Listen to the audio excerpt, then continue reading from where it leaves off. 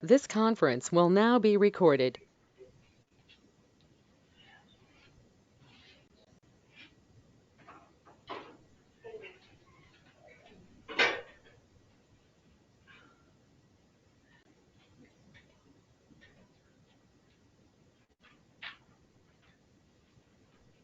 Lights on, nobody's home.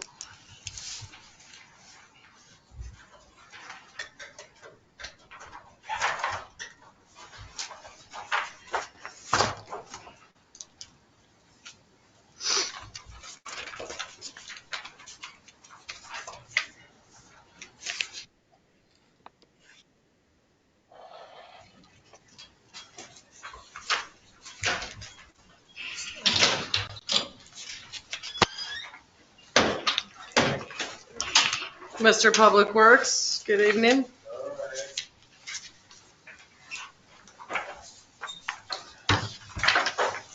All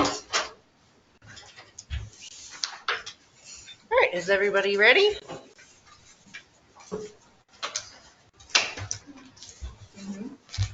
Mm-hmm.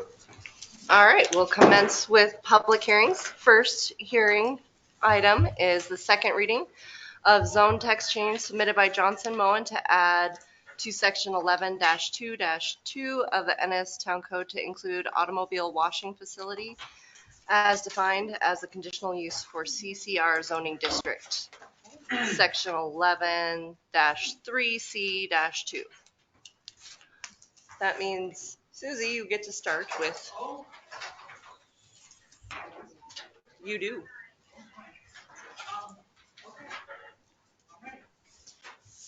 Well, I didn't do anything additional from the last time. I think we go. These would be the conditional use out of this. I think most of them are.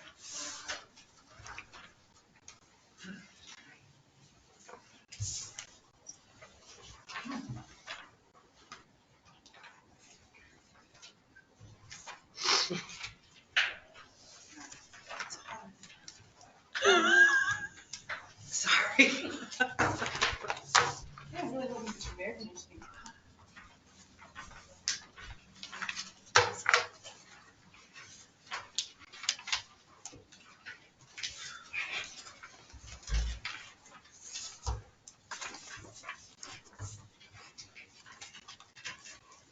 Well, I was looking for my staff report from last,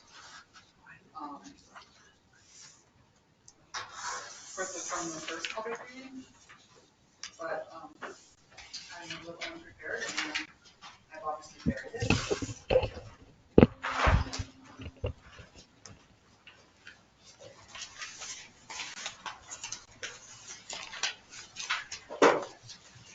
It would be the same as it was. So we all know where the property is located. It's Lot 8, Block 7 of the North 40. It's on the southern end of the North 40.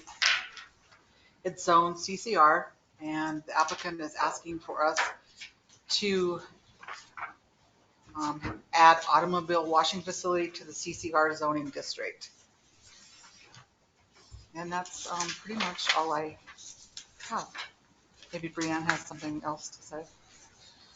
We did have a zoning board of adjustment meeting, and they unanimously support the proposed use of Lot 8 and will strongly recommend the town council that request to which a zoning text amendment be approved. Thank you, Susie. So we'll go with open to the floor. So, Brianna, would you like to make your public comment?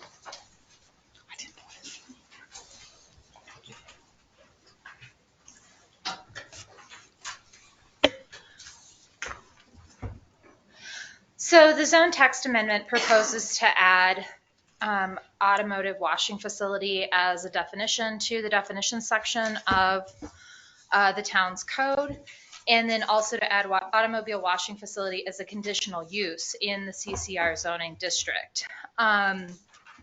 Couple of things just to point out, and I don't think there has been any additional public comment received since the last reading. Is that correct? One letter from Karen Rice. in Yep. support. Oh, okay. I was not aware of that. But in support, so great. The definition would still be subject to the additional specifications for auto service facilities found under your code at 11-4-2B, which specifically addresses facilities related to automotive buildings and facilities. This would add clarity to the code since there is no definition of car wash or automotive wash or anything other than that, though it is provided for under 11-4-2B. And then it would fit in within the parameters of that portion of the code. This was recommended that we file the zone text amendment change based on, as Susie said, the Zoning Board of Adjustment strongly recommended this, the zoning administrator, and has been endorsed by the town attorney to the extent that he can as well for taking this approach. I don't think I have anything additional to add, but I am available for questions. All right. And then the only additional online comment, do I need to read it or shall we just submit it? I guess I can, since you guys have not heard from Greg and Karen Rice. We would like to express our support for the granting the car wash conditional use permit. So that's kind of second item. We believe this area is definitely used for business and commercial use right now, and a car wash would fit right in. The residents of our area would benefit significantly from in this location. The process has taken entirely too long and should have been granted a long time ago. Please consider this our public comment for the hearing. Greg and Karen Rice. Do you have a copy of it for public record? Okay. So second call for public comment. I guess you can move. So are we just talking text change? Just right text now? change. You're good. So third call for public comment.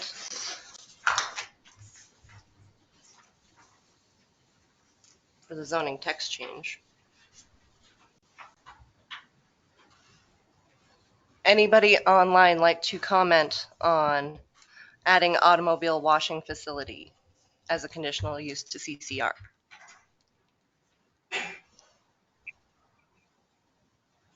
None? So that was the last call for public comment on the second reading. So now I will leave it to commission for discussion. Discussion, you want me to make a motion? Okay. I move to approve zone text change submitted by Johnson Moe and to add section 11-2-2 of the Ennis Town Code to include automobile washing facility as defined as a conditional use for the C-CR zoning district, section 11-3C2 of the town code. I second. Should we say, and the definition? So it's 11-42B. Yes. And also to add the definition to 11-4-2B section for a definition of automobile washing facility. Sorry, Corey. You second that addition? Yeah. Okay, Corey seconds the motion. So discussion. I don't see anything wrong with this. No discussion? All right. So we'll have to do two votes, one on the first reading and then one on the second, because we didn't vote on the first reading. Oops. All right, so we're going to start You started. You made the motion, so we'll start with Tina. Aye. All right, first reading is approved. And second, so that means Nikki, you get a start up. Aye. All right.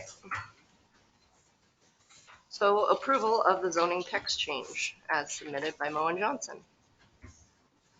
Which means we can Mayor, go in. Mayor, Yes.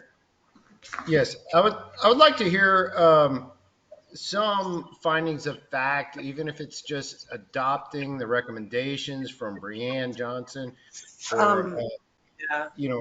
or adopting the staff report. Just put some findings on the record as to why the commission has approved it and why they feel that it's consistent and good for the town. The statement of explanation in support of the application for zoning text change Yes. Would you like to submit that and Susie's staff report and Susie's staff report. and recommendation from the zoning board of adjustments as our findings of facts? Yeah. Do I have Okay. to list all those or what? Go for it. The statement of explanation in support of the application for zoning text change from Brianna Johnson, the zoning board of adjustments approval recommendation, and then Susie's staff report on the zoning text change are the findings of fact on why we did this or voted this through. That would be sufficient. I appreciate that, Christy. Thank you. You bet, James. And I guess with that, I should found it. All right, now to a conditional use permit application, which can be done along with the second reading at the same time. So now you are up again, Susie. Thank you. So you have my staff report. I'm not going to read the whole thing to you because it is lengthy. I'm just going to read you the summary of the findings and conclusion and the conditions of approval.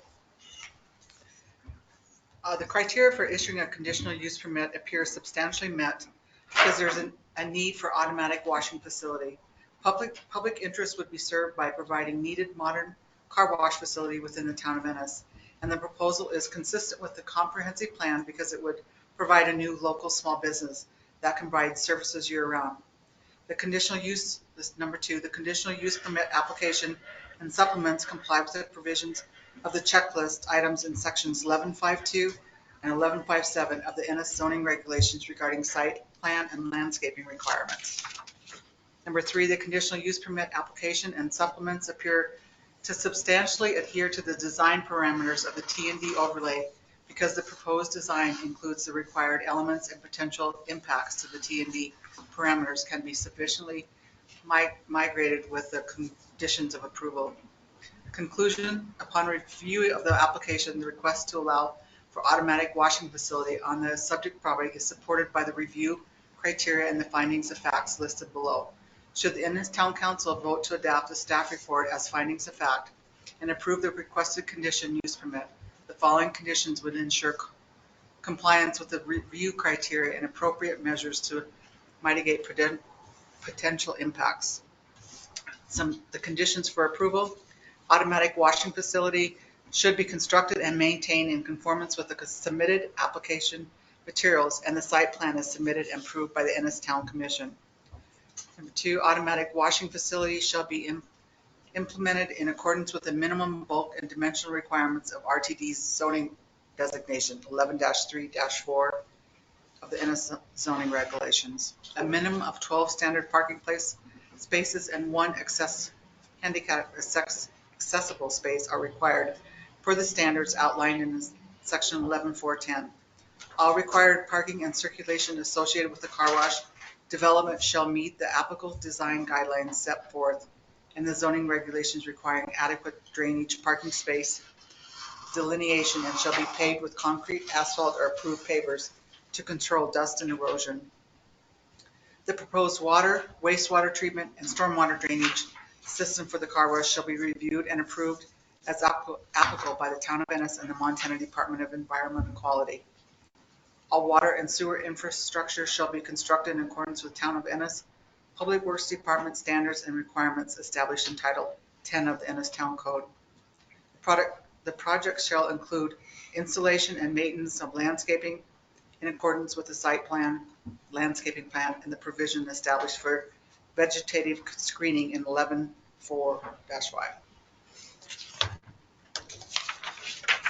Almost done. All exterior lighting shall meet the specifications of 11.4.5 as applicable, which requires cutoff light deflectors or other equipment that directs the light downward and inhibits lateral glare. Oops. Any signage on the subject property shall adhere to the applicable standards set forth in sections 11.4.12 through 11.4.17 of the Town of Ennis zoning regulation. The trash collection location shown on the site plan shall develop and maintain in accordance with the trash enclosure standards established in 11.4.5. Any fencing on the project shall meet the specifications of 11.4.3. A T&D agreement acceptable to the town shall be prepared. The right to use an occupancy permit shall be contingent upon the fulfillment of all general or special conditions imposed by the conditional use permit procedure. We do have one letter of opposition from, do you want me to read the whole letter? I think you all have it. It's from Albert and Christina, I don't know how to say their last name, Vacant. They own the lots to the west of the car wash. And their concern is, well, we are writing to express our concern regarding the Moen Johnson car wash conditional use permit. We own 2 properties right behind the subject property and plan to develop our property, which is zoned for commercial/residential according to the town's existing zoning rules and regulations, which were adopted to ensure compatibility amongst the land use. I lost my place. Land use originally envisioned for this area and to preserve the unique character of Ennis. The proposed zoning text amendment to allow car washes as a conditional permitted use in this area along the town's primary access and visual resource corridor will create land use conflicts with various commercial visitor service and residential uses currently allowed in the North 40. Will be visually incompatible with development envisioned for the area and directly conflicts with the purpose of the zone to maintain and strengthen the downtown core area and facilitate the continuance of its western small town character. While we appreciate and respect all landowners' rights to develop, use, and enjoy their land, we believe that a landowner should respect the rules and regulations adopted to ensure the basic prospects of good land using planning and neighborhood development are upheld, which unfortunately this opposed zoning amendment does not. Please consider rejecting the proposed zoning text amendment. Approval of the amendment will compromise the ability to develop the area of the North 40 consistent with the vision and purpose of the established by existing law, and therefore severely compromise investment and value of other properties. Albert and Christina. And then there was one letter of 4 from Karen and Greg Rice, which I already have read. Do you have any questions for me? All right, Eric, I guess you're next since we're kind of going with staff first. All right, let's just start this out by, I, for one, would love to have a clean truck in this town. I would love it. But the job I have to bring this up to you, and I'm just going to refer to the capacity report from last year through Great West Engineering, which states the town does not have enough water right now to meet DEQ standards. I feel like we should at least see what happens when they get the current capacity report out. In September, correct? Yeah. That's my.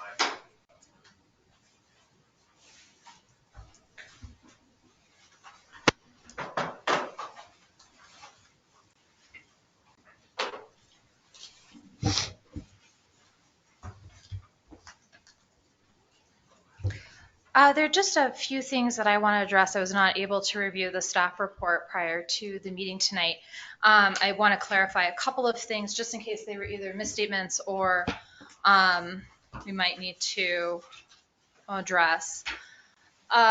This is in CCR. I think at one point there's maybe reference to RTD. Also, the number of parking spaces, and I think this is where this comes in, is that the CCR has a special provision regarding parking spaces that under 11-4-10 B16 sub B, it dictates 2 off-street parking spaces per stall plus stacking space for an automotive washing facility. That would include a total of 12 spaces that doesn't include the car wash bays themselves. This code provision is further modified by 11-4-10B17, which pertains specifically to CCR districts, which allows for half as many spaces as would otherwise be required of the same use in other zoning districts. So therefore, the plan that you've been presented with complies with that modified, which it would include 4 off-street parking spaces, one of which will be disabled access. So there will be a total of 4 off-street there, not 12. And that 4 does not include the stacking spaces for the bays. So each bay, there's 4, and then there's a stacking space leading into each bay, which is another 4. None of those are counted toward the total number of necessary parking spaces. Just to make that clear. In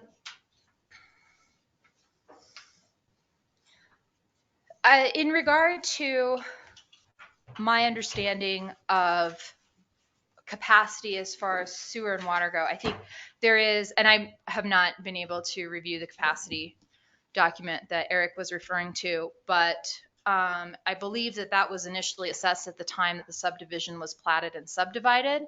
And so that uses that come up have already been included as being part of the existing capacity that the town can serve.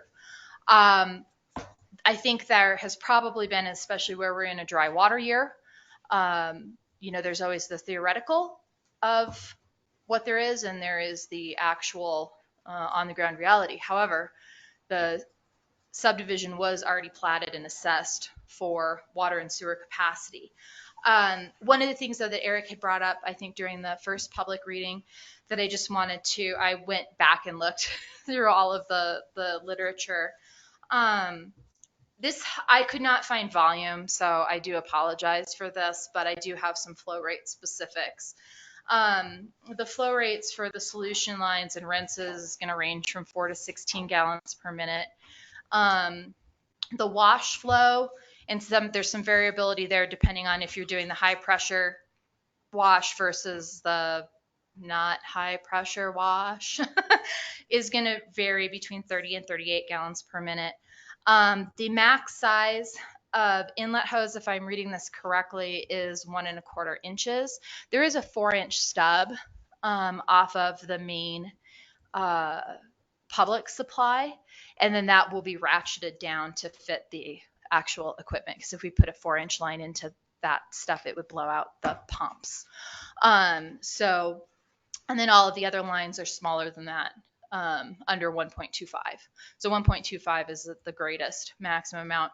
The other thing that is described in the application is that there will be a holding tank for this facility that will use recycled water. So how Is that like a reservoir holding tank? I don't know if I would quite call it or that. Or is that It's the holding tank for the pre-treat? This is the water. This would be the holding tank after you do the wash. So recycle. And it goes down in through the drain. There's it's spec'd out at a 300 gallon. That kind of, this is just the general specs on these things. There's, as they get on the ground and they see how the system's actually going to work, I think adjustments are made. But just the general spec out is there's a 300 gallon holding tank. A certain amount of that is treated, or it takes off the chemical waste that can't actually be put into the sewer system. And that's why we have the provision in there that will be hauled off by a certified commercial hauler for that part of it. The other part of it, though, that as it comes through is recycled and used for the undercarriage and other washing things. So the water's going to go through at least a couple of times before it's put into the sewage system. So it's not just every drop of water just goes down the drain and out into the sewage system. There is some recycling involved in this too. Unfortunately, I do not have a volume. I was like, do you have any specs on when it gets released or how it gets released as far as the lagoon system? Like, is it a massive dump when it's? No.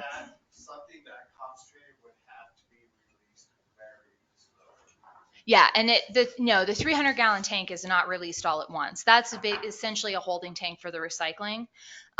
It would come into, my understanding is, and I'm not a technical We're car not wash engineers, expert, exactly. but my understanding is that it would run into the sewer system at a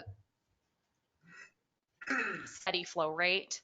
And of course, you're in the busier times, you probably will have more outflow just overall, but it's not like there's a big holding tank and then somebody flips the switch and the whole thing flushes through. No, it would be a gradual release. So the holding tank is primarily there for the recycled water for reuse in the system. And I think that's all I have, unless you guys have any questions for me. So this is all going to be engineered ultimately. Like, is there? I mean, Eric, being our public works guy, his primary concerns are that the lagoon doesn't get tainted. So correct. What's that?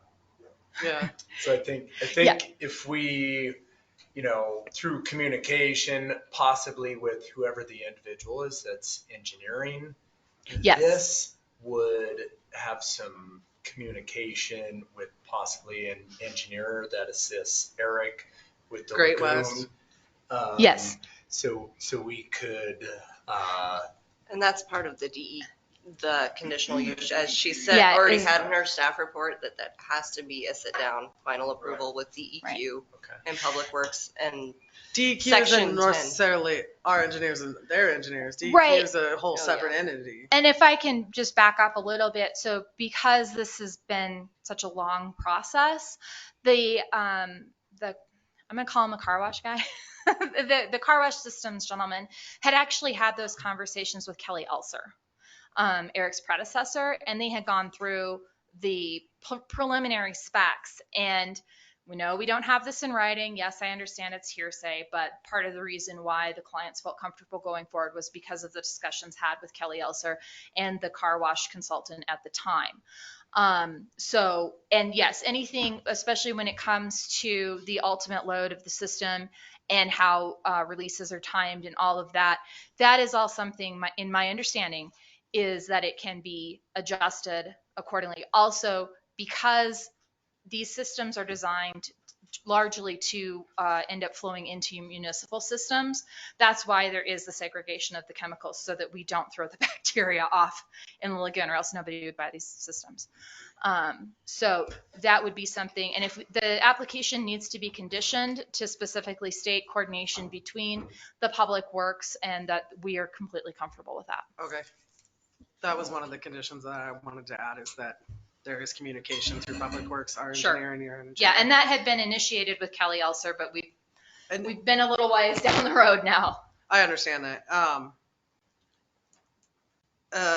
And this is going to go back to DEQ and everything, just kind of some kind of environmental impact statement that's saying it's not going to ruin our lagoon or something, but I think DEQ will cover most of that. DEQ actually covers the, I don't know if this, I get a little bit fuzzy on the definitions, but I'm just going to use this loosely, not as a term of art. So hazardous waste. So part of the whole permitting that these car washes have to go through is that chemical waste is properly handled and disposed of, and that it's not released into a public system without either being pre-treated correctly, or like I think how the system is designed to segregate that and have it professionally hauled off. Okay. So it won't get into the lagoon system here. So The stuff that could screw up your lagoon system. It's the phosphates, correct? I was going to do a conditional use of some kind of impact statement, but I think DEQ will cover that. I'm not sure. The permitting, DEQ has to run it through the Montana Water Quality Control guidelines, which in my understanding of those is that that is covered because that's a release into any sort of public system. And so DEQ has oversight of all of that. Do you have a guesstimation percentage of how much water will be recycled? No, I tried to find that. Thank you for the some specs today, though. Yeah, I 'Cause we tried to come through all of that and I could not back my way into a volume number for you, so I apologize. There will be at minimum a 300 or an approximately, I can't say at minimum, approximately a 300-gallon holding tank for the purposes of water to reuse in the system. But what I'm sorry, I wish I had that, I just do not. So as far as my condition that I want to add is that your engineers talk to our engineers and that we have proof that there's adequate water to even supply this. And I know that in your findings, North 40 is supposedly already spec'd out, but I need to know that because this study doesn't say that, it says how many hookups we have, but it doesn't say that North 40 is already considered hooked up. Okay. Does that make sense? I understand. And I know that our study comes in September, but this doesn't say that North 40. And at the time, I thought North 40 has hookups, but they're not counted till they're hooked up. And that's my assumption of the reports. Sure. I was here when this report was given. Yeah. So I just want to make sure that we have adequate water. Understood. And I know that sucks for you guys, but we're right now on you can't even water your grass and you're not supposed to run the water when you brush your teeth because fires are a major thing. If a structure fire happens in town, we don't have adequate water right now. Understood. And I think this is the discrepancy, like I said, between this subdivision was finally approved and platted in the 90s, I think. But even we just finished phase 6. We just approved No, that. that's what I'm saying. So This is I don't between know. what the capacity was considered and was adequate at the time of the platting, but now we're 20-some, 30-some years in the future.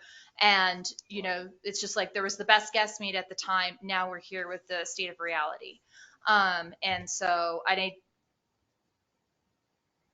if there is a condition that can be put on the permit to allow for a capacity analysis, but I would hope that this capacity analysis would not hold up all the permitting entirely, that this permit could go forward but be conditioned upon availability of use. And that's kind of what I just want to add it as a condition on top of the staff report that we have proof that we have adequate water for this. That's completely understandable.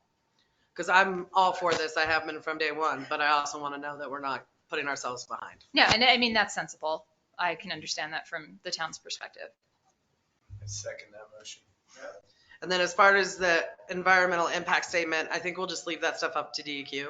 I think that's what I think they DEQ do. is who ultimately has the authority anyhow. And then, and I don't, Susie's staff report is long and I can't remember every piece. The other thing was just that you have engineer approval and public works approval ultimately by the end of it, that Eric is on board and we have. Yeah, no, I think coordination that's- is fine. Okay.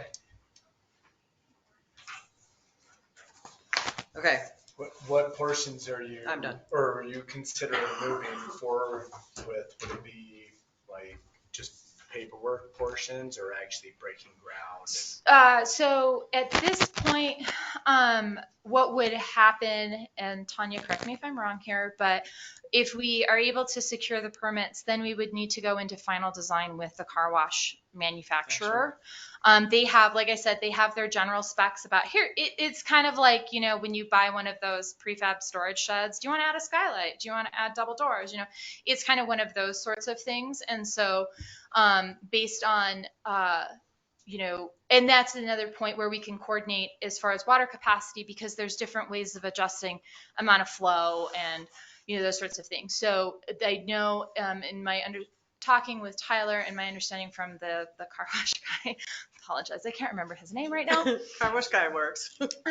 Is that there's various things that you can do to either minimize water use, maximize water recycling. There's lots of different permutations. I know his stuff is like state of the art compared to the other one we have. So I know it's It's very upgraded, yeah. modern. And these are facilities that are kind of more what you see. I don't know if you've seen like the new one in Bozeman and stuff like that. They're more along those types of lines. So they're a lot more water efficient than what we grew up with as kids. And when North 40 was platted, it wasn't for And the when car North wash. 40 was platted. I'll just say that. Exactly. So add that too. You guys have questions? Any other conditions? Thanks, Christy. It's all very good. Very helpful. Did you have a third condition? I'm just gonna do the one that the engineers talk, and then I want number 2 to be that Public Works okays or communication with Public Works. Authorized. It's in, Public Works, right? That's why I don't think I have to add that. I think the last one you said is up to Public Works standards, right, or something like yeah, that. everything within Title 10. So I'll just add my one condition that we have proof that the town has adequate water for this project.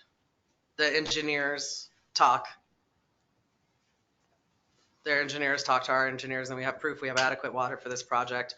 I actually had on-site storage to keep the town usage from getting hurt, but you already have that, so. I warn against getting right up to that capacity number. There's no, we got nothing to fall back on. 300 homes is not much. Right now, we're pumping over 500,000 gallons a day.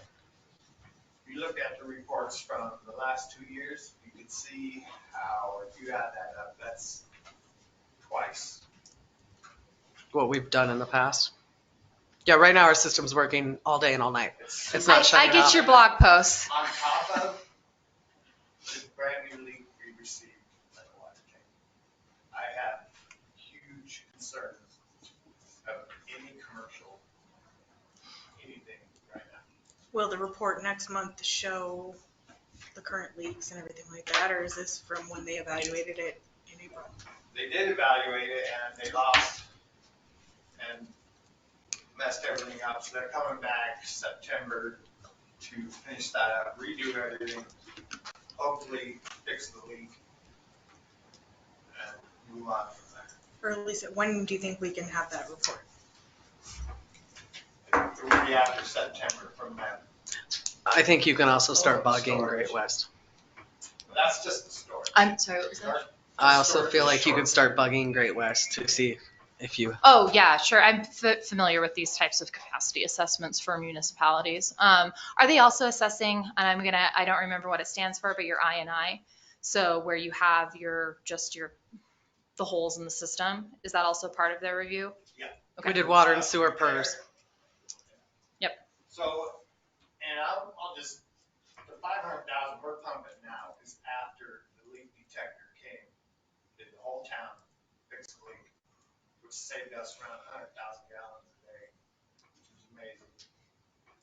But it's still really high. Well, I think if it's conditioned upon, I guess having a clean car while the town burns seems a bit nonsensical. So I think, any coordination on the part of Great West, and if we need to coordinate directly through my office or through Eric and I, that's totally fine. We're down to do that. You just know what's going on. Yep. Okay, good. I move to approve the conditional use permit application to construct an automobile washing facility on Lot 8, Block 7, North 40 subdivision, with the added condition that your engineers talk with Great West to prove the town has adequate water for this project and keep in contact with Eric, Public Works Director. Second. That was Nikki Hankins. Second. So we kind of went. So, hey, check 1, 2, 3, 4. Town Attorney James Greenbaum here. I just wanted to make a suggestion there for one of your conditions is that, right now you have your pre-treatment ordinance. I don't know if that's been adopted or not, but No. it would make sense perhaps to condition your approval on their compliance with the act that may be adopted in the future, so that you don't get into a situation where they come back and say, oh, that doesn't apply to us because you approved us before that ordinance was adopted. They Does have anybody a have a problem with that? pre-treat tank already in their conditions to meet DEQ standards, James. It's on the staff report. Yeah, to address that, we do have a pretreatment provision in the permit applied for, but if we need to add a condition to say something to the effect of it will comply with all DEQ standards and subsequent pretreatment standards adopted by the town, I would like that time limited. If this is something that is pending, I think it would be something, that is within the next year or something like that, because we don't want to be in a position of meeting DEQ standards and the town adopts something. Do you have our pre-treat I do ordinance? not. And I would think that we would probably still be within, because I don't know if you have jurisdiction to adopt something more stringent than DEQ. And that's not what we're doing, is just meeting Yeah. DEQ Okay, if you're just meeting DEQ permit standards, then I think if we meet DEQ, That's why I didn't add anything, is because you have to DEQ standards. right. So if you guys aren't adding anything beyond or that is more fine grained, then I think we are already covered.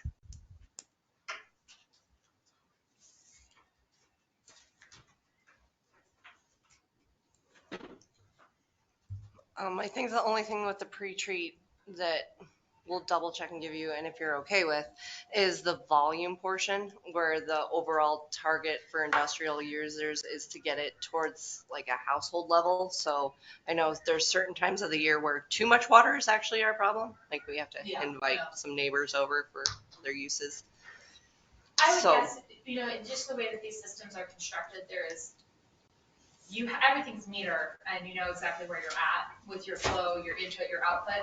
And so I think we would just have ongoing coordination with Public Works so that if He has a It's like- problem. we've got too much water in the system or we don't have enough water in the system or something like that, that would just be coordination between my clients and Public Works to make sure that everybody's on the same page. Perfect. It's kind of like the same thing as we talked about with My Willow, where he has access Right. or To the whatever. water meters. Yep. Exactly. If he has to shut stuff off or something's happening, he's going to have access to get to that stuff. Exactly. And there will be a separate mechanical room, so that can be very easily accomplished.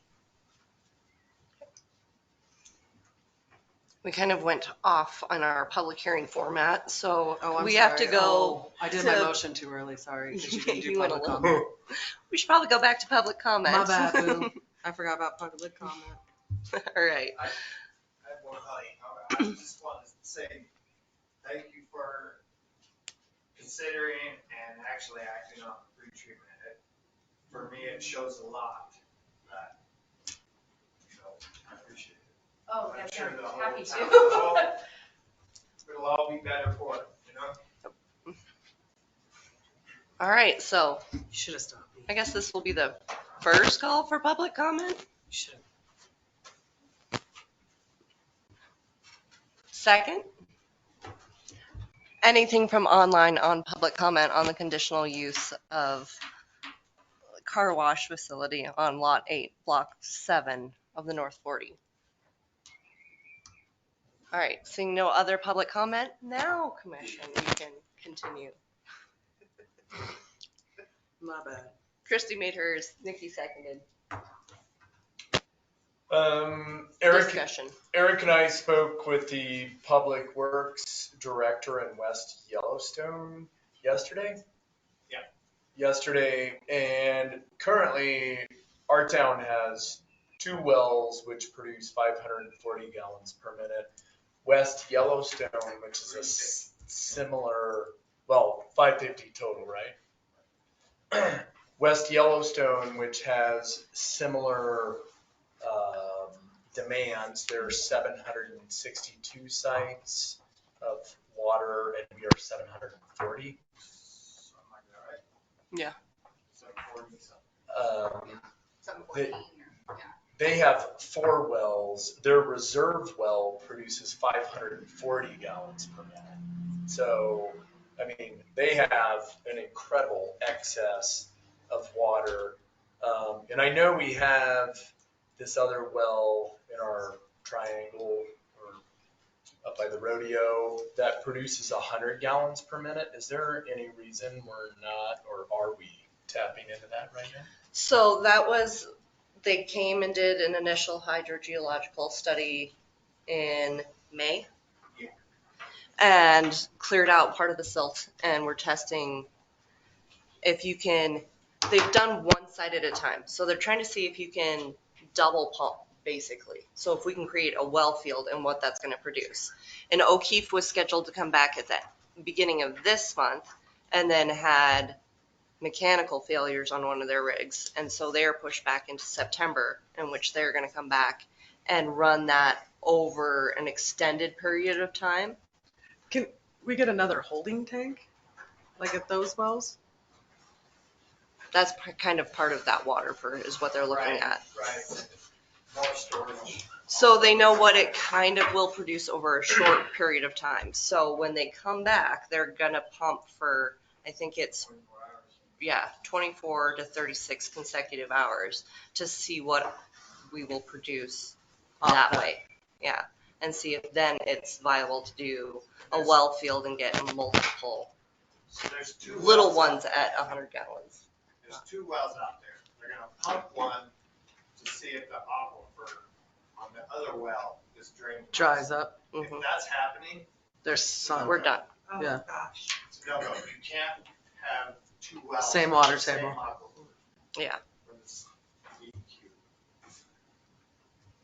So we're in this no crystal ball. And then, it's 100 gallons.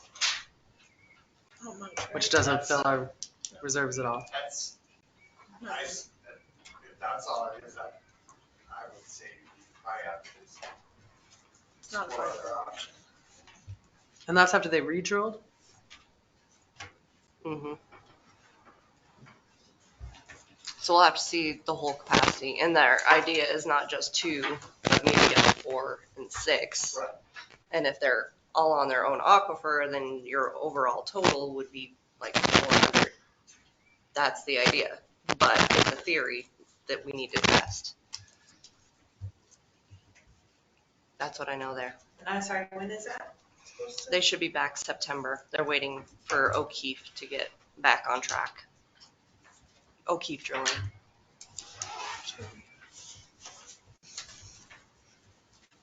All right, what else you got, Tori? Christie said it all. Shut up. That's not nice. And then some. All right, any other discussion? All right, then I'm calling the vote.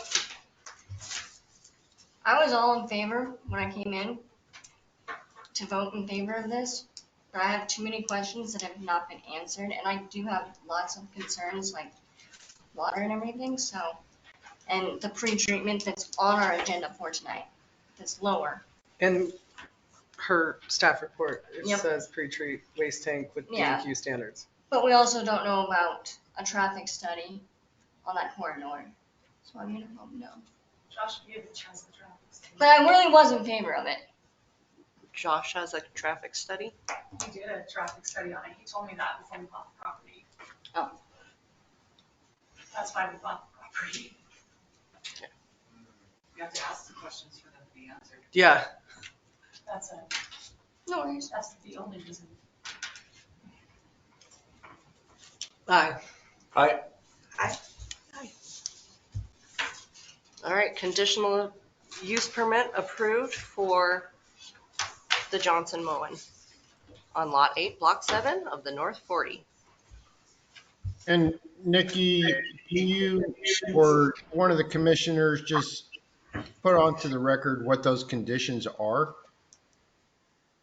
They're in Susie's staff report. We're Okay, so, adopting the staff report. But we can put them in the team. so you're adopting all the conditions in Susie's report? With my condition Additional. additional Yeah. on top. And your additional condition was that the engineers speak and that they approve it? Verify Verify. And Eric's kept in communication. Okay, if you can, just please articulate for the record what your additional condition is. I already have it in. You already have it? Yeah. If you already have it, can you read it back to me then? Yeah.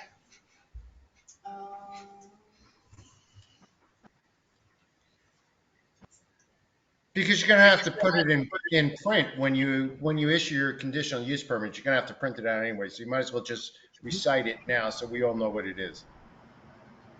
Hanson moves to approve with added condition that engineers, the client keep in communication with Great West Engineering as well as Public Works, and that there is clarification and verification that the town has an adequate water supply before permits are approved.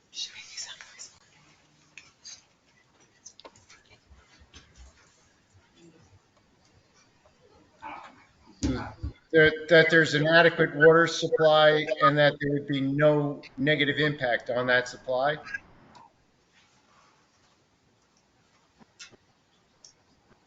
That's not what I typed, Oh. but I can add the word supply if Christie would like. Well, I can't add to the factual record. I can only make a suggestion that maybe that's what needs to be included. I agree. I would agree with that too. So add the word supply. Negative impact. Okay. And that there shall be no negative impact on the town's water system supply and treatment facilities. Yes.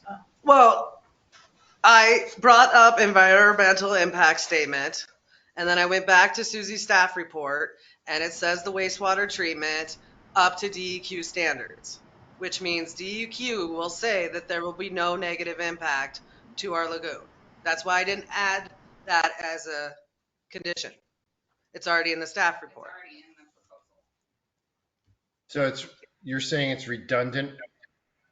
Yes. Yes. Okay. They're very clear on those expectations. And I brought it up 3 times in discussion that I'm not going to add the environmental impact because DEQ is going to handle that, and it's listed in the staff report. All right. All right. I mean, I don't see any problem with redundancy, but again, I cannot be the one to put the findings into your approval. So, and I'm not trying to be argumentative with you either, Christy. No, I just thought that it was here, so it says will install and bury an isolated waste tank in accordance with Montana Department of Environmental Quality Standards to hold all chemical car wash effluent, and will prevent any chemical effluent from flowing into the town's main sewer system. All water and sewer infrastructure should be construction in accordance with the town public works department requirements. Perfect. All right. Are we done? I think we are done with conditional use. All right. Thank you. Made it through. Thank you again for Thank you for specs. sticking it out with us. I wanted specs and you came with specs. I couldn't even complain. All right, the third item on public hearing is the first reading for another zoning text amendment submitted by Adams Ale LLC, Riverside Annexation. The proposed requests that recreational vehicle park be added to 11-3-C-1 of the Ennis Town Code. The property where the text amendment would be described is as parcel A of a certificate of a surveyed 7/1009 and lots 1 and 2, block 1 of the Chowning addition to the town of Ennis, located in the southeast quarter of section 33, township 5 south, range 1 east. Forrest, I think you are our staff report. Hi. Yes, thank you. We're having fun now with all of these text amendments. You did a pretty good job of kind of the overview. I do hope commissioners, if you can't hear me okay, just say something and I'll speak up. But I'll just kind of keep going through the staff report that you've been provided. This did come up during a review discussion of a possible subdivision on the north side of Ennis. There was some RV uses discussed as part of that subdivision, um, which is not allowed in the Ennis zoning code. So your zoning ordinance does allow property owners to petition for changes to the regulations, and has set out this process to change your ordinance. Um, So getting into the findings of fact there at the bottom of your page 1, these RV parks are not listed as a permitted or conditioned use in any zone in your zoning ordinance. You do have a definition for a recreational vehicle, as well as a definition for a recreational vehicle park in your zoning code. You define a recreational vehicle park as premises used for public camping, where persons can rent space to park individual camping trailers, pickup trailers, motorhomes, and travel trailers. So it's a pretty all-encompassing definition that you have. You also have standards in your zoning ordinance. So you have requirements regarding the size of the parks, landscaping, screening, the provision of recreational areas, traffic circulation, setbacks, utilities, facilities. So you do have some standards and requirements, and those would apply whether or not this text change is granted. So that's in your regulations now. That's not being changed. The only thing that would be changed is adding that language to the LCR, the local commercial residential district, which is a mixed-use commercial residential district. Your code says it's designed to provide for small commercial shops and services designed in a manner compatible with residential development and within walking distance of immediate surrounding residential neighborhoods. There are some other areas in this district.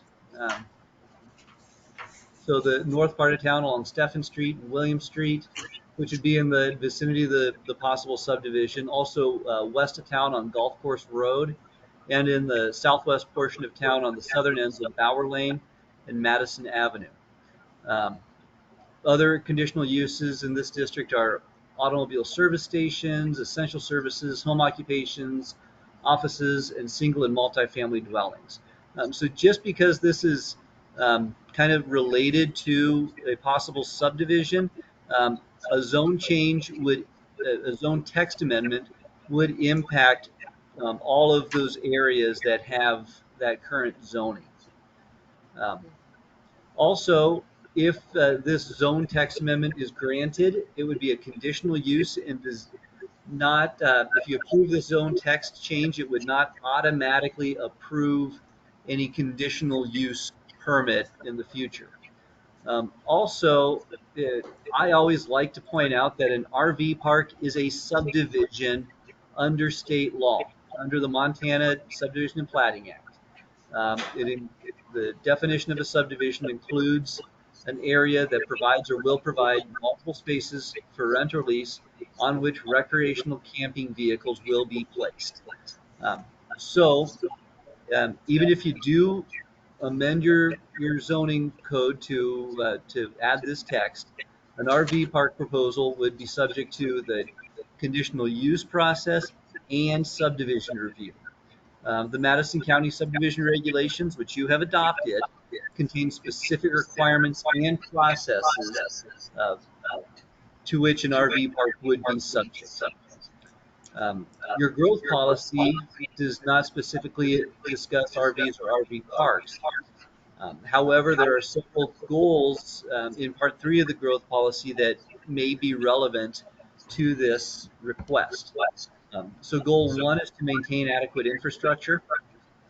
The applicant in his application noted that possible subdivision activity could contribute to upgrades in the water supply system, add tax revenues, and expand the transportation network. The growth policy states that new development is needed for the community to thrive and grow, but the development should be planned to protect the qualities that make Ennis unique. So any future subdivision would be evaluated for the impacts on local services and certain requirements that could be imposed to protect the town's infrastructure. Goal number 2 is to protect the natural and cultural resources. The applicant has indicated this goal will be met by locating new development close to the town and existing services. Your growth policy notes that the small town western character of your community is important. Goal number 3 is to attract new businesses. The applicant notes this can be obtained through the provision of available housing. Growth policy notes that new businesses will create new job opportunities. States a preference for internet-based, non-polluting businesses, as well as businesses that stay open year-round. Goal 4 is to occupy vacant downtown buildings.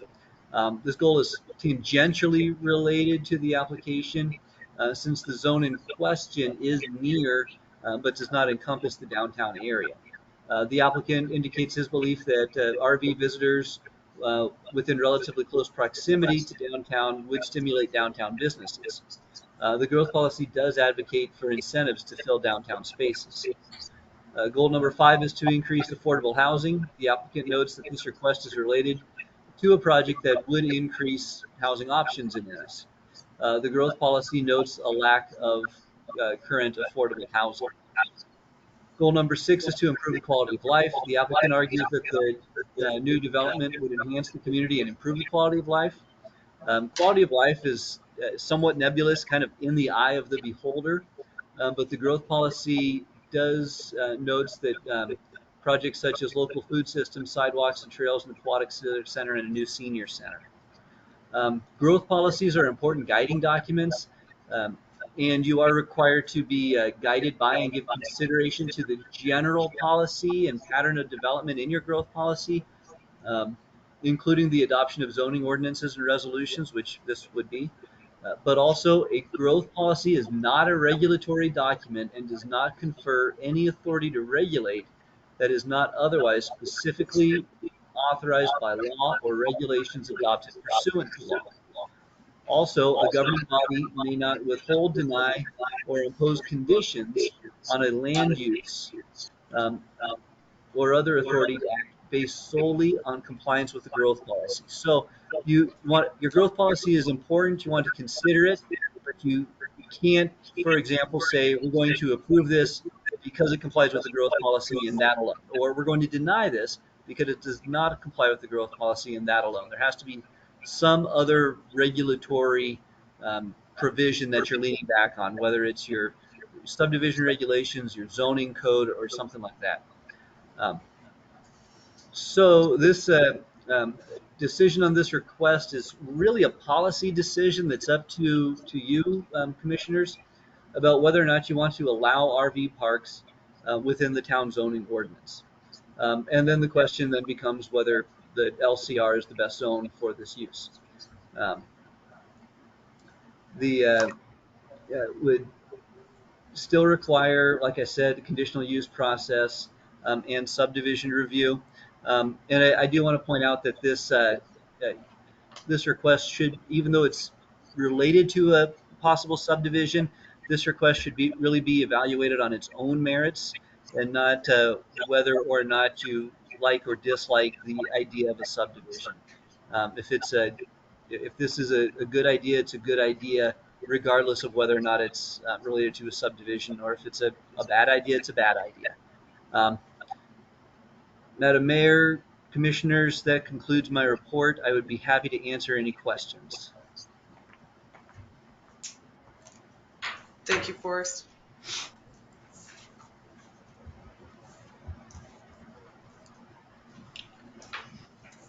Eric, I guess, if you have anything, or any other staff, and then we'll move to the public comment part.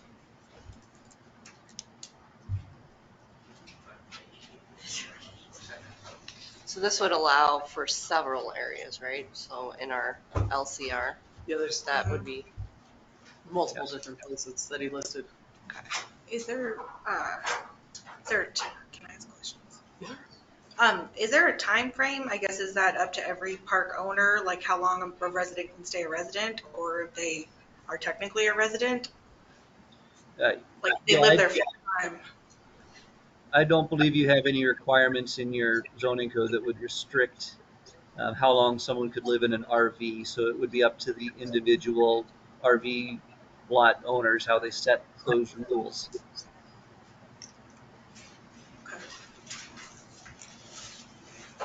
anything else from staff? All right, then public comment, and I guess The applicant. you are. That's, you get to go first. Okay, perfect. I'm not actually the applicant, by the way.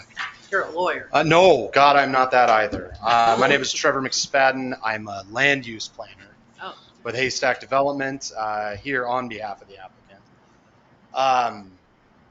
So first of all, thanks. Forrest really covered most of, kind of the nuts and bolts of what we're talking about, I guess, today, and knowing full well that there's likely more to talk about in the future. We're just kind of starting here and kind of getting the ball rolling.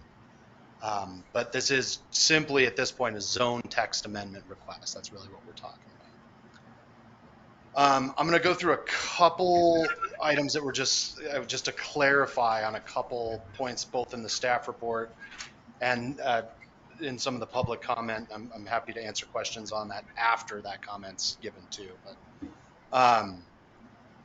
But I do want to reiterate, as Forrest did, that it's a conditional use permit. There's a conditional use listed as a conditional use in the zoning, or that's what's actually requested. So to that end, it's not a permitted use. It's not granted by right.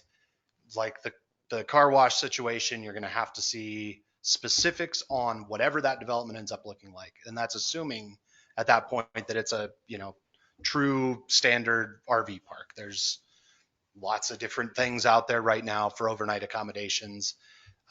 You'd have an opportunity to look at the specifics of that development when it's time to go to that development, which is a ways out, because as we noted, there's a subdivision involved there too. So it's important to remember that I think conditional uses, for lack of a better way of thinking about it, give another bite at the apple to really go into the specifics. So tenure of visitation, things like that, those are conditions, right? No one shall be able to stay longer than 30 days or whatever that might be to answer that question. Those are conditions that this body can put on that permit request. A lot of discussion, first of all, on the subdivision side, what's challenging, and you guys are probably more aware of it than I am, about an interlocal agreement like the one that the town of Ennis has with Madison County, is that there is a subdivision application and it's over at Madison County, and it's been granted sufficiency at this point, and it's now waiting for us to go through what really should have been kind of step one, but there was some miscommunication there between the two entities there. Within that subdivision application is a full section that talks about how the RV densities and the use comply with Chapter 4B6D of the Madison County subdivision regulations, which are the recreational vehicle standards in that document. So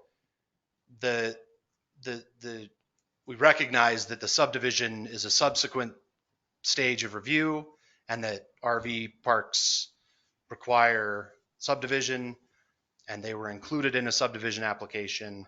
And with that, RV uses were evaluated for impacts to traffic. They were included in the traffic impact study, which is a full traffic impact study, which is a very comprehensive evaluation of kind of the full build out of what at this point is kind of a conceptual master plan.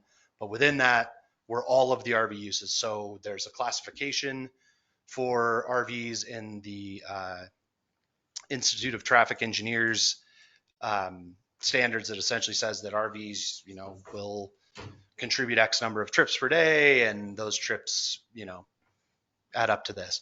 So traffic impacts for this specific use were evaluated with that study. They are included with the subdivision application, which again, I understand is challenging because you don't have a copy of that.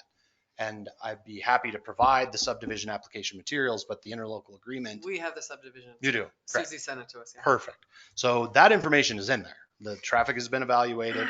On top of that, the water, wastewater, and stormwater treatment for these types of uses and all of the residential uses in the future, not just with the first phase, but the actual master plan itself, were in there. Yeah. You have done like a traffic Yes. type study for that area with the RV stuff? All of it. Yes. And the I can't, again, I think this application went in October. It's been a while. I've actually been kind of away from the application, to be totally honest with you. I don't remember exactly what the number of lots were, but the master plan is still conceptual at this point, right? The idea of an annexation is to say, well, we think that these 70 acres that we're asking to annex into the town of Ennis may someday have this many lots and these types of uses on those lots, and that there may be this many people. So we're still speculating a little bit, but the traffic impact study that Sanders and Stewart did was submitted to MDT. We've talked to MDT about the challenges that we'll face with a lot of different things there. A lot of those discussions are on hold because we kind of need to get going a little bit to get to the point where having those discussions are even warranted. So, but yes, traffic impacts, water, wastewater, stormwater was evaluated by Great West.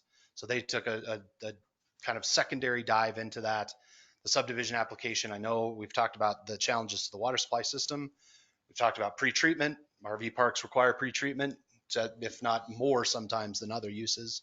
It's very important. It's part of the conceptual design for the stormwater or the wastewater system.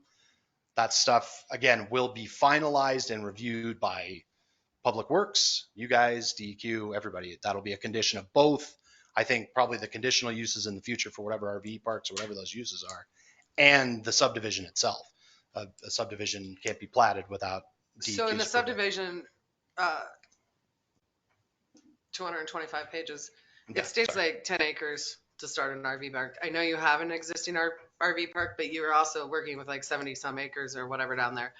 You The total. can't designate more acreage for the RV park to make it up to the standards that. Are we not at 10 acres right now? I need to look at that. I'm not sure. Okay, I'll look at that. That's a question I just have. Was Sure. like, you have acreage, right? Or are you trying to cram it in to the small area that it is right now and just expand, or are you trying to? It's intended to be a transitional use at this point to kind of buffer the residential development from the wastewater treatment ponds and kind of to create, you know, a overnight accommodation scenario that's closer to downtown that, you know, may or may not allow for those folks to kind of wander into town. Some of the public comment doesn't think that that's the case. And I'll be honest with you, I don't really know the total, you know, the behaviors of RV folks. Beyond my own, I have a camper van and we love parking downtown and, you know, walking into town and eating so we don't have to cook.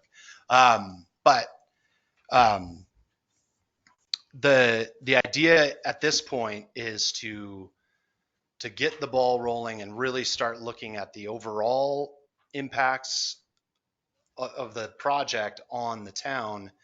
To Forrest's point, there's a bit of a gap in the current code for RVs in that we have standards. So the 10 acres limitation that you're talking about would be in a standard for which there is no sub-district that allows for it, which is made for a bit of a gray area there. So initially, I think the initial zoning and the application that went in October had this area as residential town density.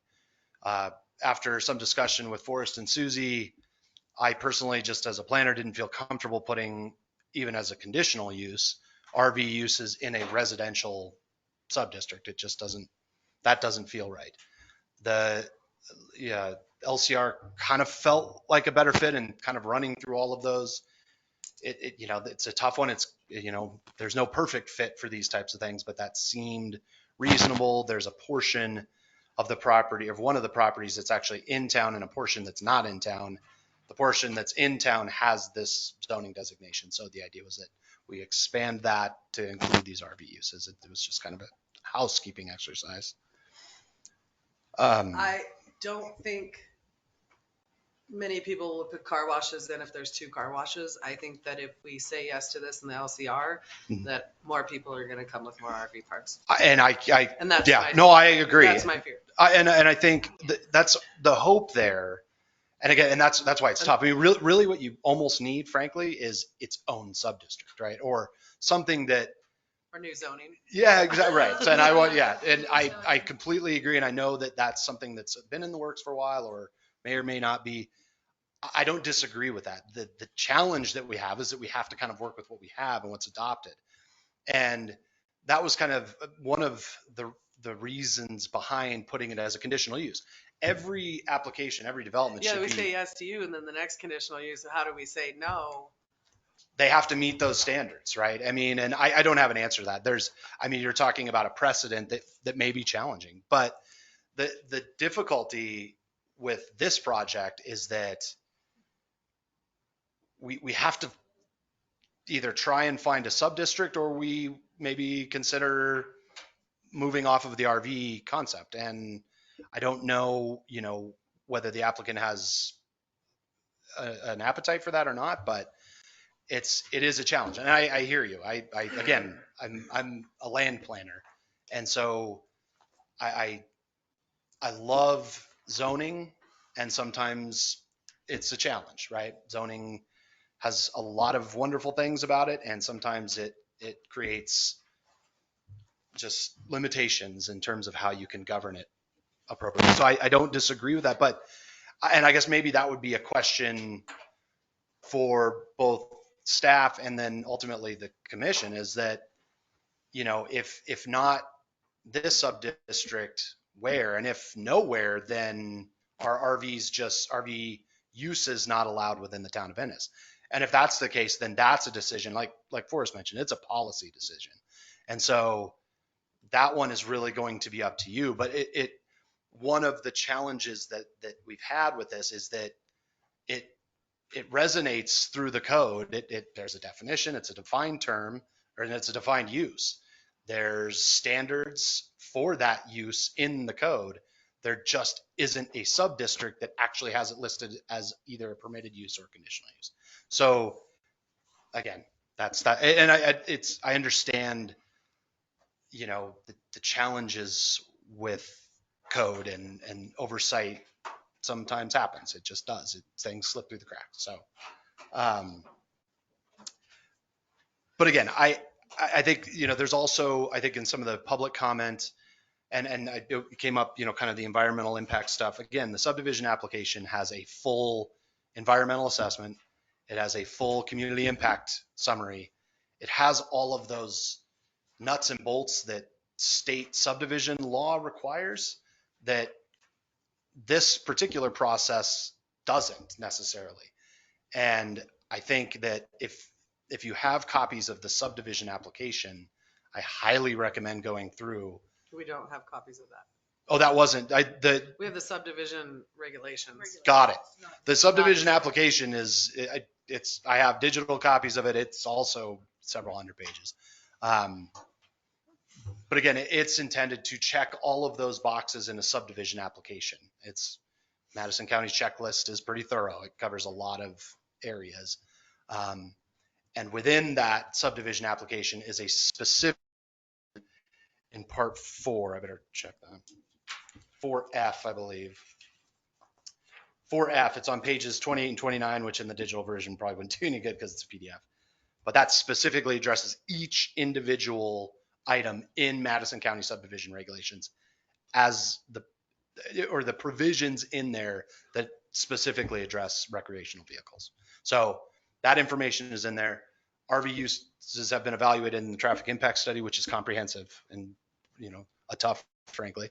But it's also included in the water wastewater evaluation. It's included in the environmental assessment, the community impact stuff. So there's more out there. It was funny as I was coming in here, there's 3 binders now total. It's a lot. It's heavy. I can tell you just from carrying. Binder after binder. Yeah, it's always binders, right? These big old binders full of stuff. But in that is a lot of information that I don't know that this body has seen. And that is a challenge with how these things are submitted. I like the idea of getting subdivision applications especially if we get to the point where this property is annexed into the town, to the reviewing authority of the town. You guys are the ones that really should be looking at that, at least in concert with Madison County, if that works. So I dumped a lot of stuff on you there. I'd be happy to answer questions.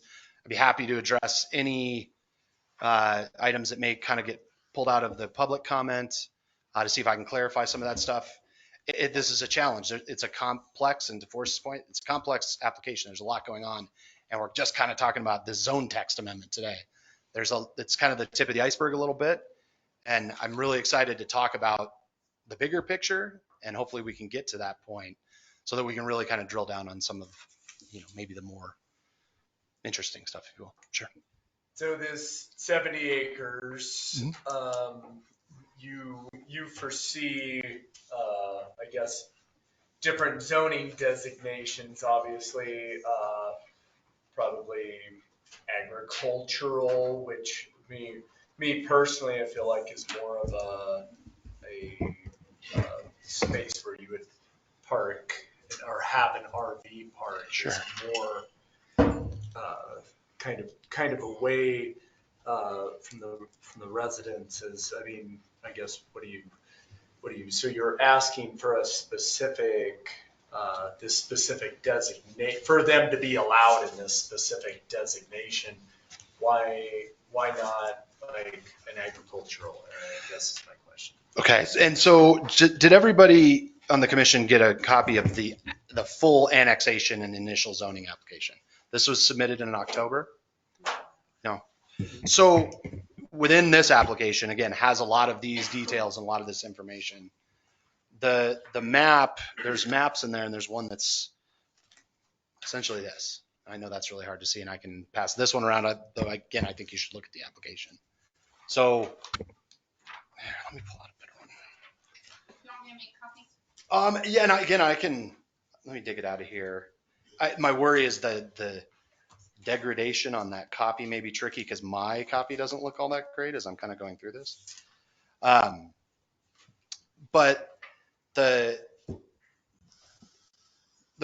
so essentially, let me get the bigger one out. So to answer your question, no, this 70 acres is intended to be infill, essentially. This is an infill project.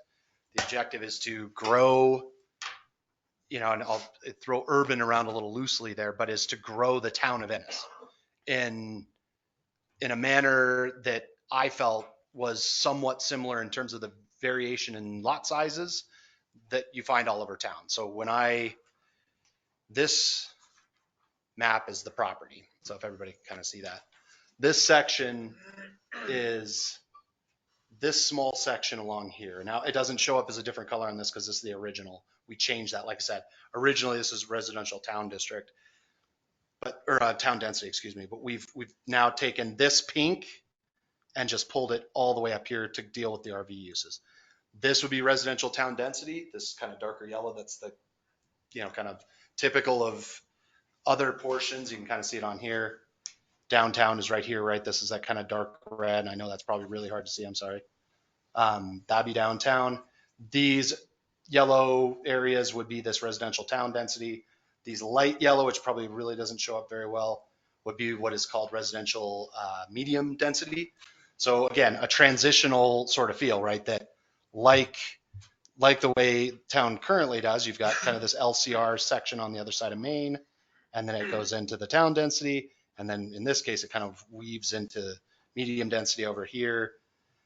It's kind of intended to follow that, but there's parkland and open spaces that are not really accounted for in there because they'd be within that. So there are a lot of those considerations that are in the subdivision application. But to be clear, this subdivision, this 70 acres is intended to be an infill project. It's intended to expand the, again, urban area, if you will, of the town of Ennis to bring more of those types of lot sizes into the fold over time. Granted, that'll be phased over, I don't even know how many phases. Phase one is actually pretty small in terms of, the bigger picture. Because I don't know if that answers the question, but the RV uses, I'll be honest, were really intended in this case to almost be, an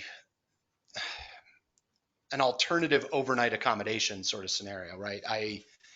And not to get too anecdotal, but I have a camper van. The family and I will go down to Moab in the spring, and we'll stay at this really cool RV park. We'll park that thing, and we don't, we kind of use it as the base camp. But then we go walk around town. It's right in town, and the idea is to, go to the restaurants, do that stuff because we don't really want to cook yet, and we don't really want to deal with all that stuff.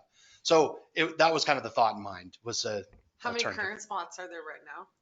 So that's on a different portion of the property. And I don't know. So I think it's not going to be adjacent no. to that. It's in that same neck of the woods. It's right on the other side, that boundary. This project boundary is right there. So I think there's like 4 or 5. That. Kind of. Not really. So the plan that separate, so it should have 10 acres. And again, and here, let me see what that total area is, if I can do that. Although that could take some time here. 1, 2. So- Yeah, it's not 10. 10 acres is a requirement for. I think in the subdivision, I'm pretty sure in the subdivision regulations. It's in the general provisions. There's like guidelines and stuff. So I'm wondering, in the rest of towns at LCR, is there actually any 10 acre? No. There's no designation. It says it's like there's a provision for it, but it's not allowed currently anywhere, like what Forrest said. But in LCR, there's no 10 acre Parcels. No. Open. Probably not. Is that true, Forrest? Well, I mean, Susie will know that, but should so be there are in no here. 10 acre parcels available in LCR. There's no. So you're saying. So this would be almost, never mind. That's me thinking aloud. I don't see any others, but just because there's no 10-acre parcels in LCR, that would not prevent someone from requesting a zone change to LCR were this amendment to pass. So you go through the normal zone change process to potentially change a 10-plus acre parcel to LCR so they could apply for a conditional use for an RV park. Maybe if I can, and just throw something in to consider, again, because this is ultimately a policy discussion for this group. I might think about the intent of that provision. Would the commission's desire be to have bigger RV parks? Because that's essentially what that 10-acre requirement would do. My guess is the original intent was to, I don't know what the original intent would be, but that's a pretty big RV park. 10 acres is pretty big. So I might think about that if the objective is to use 10 acres as a,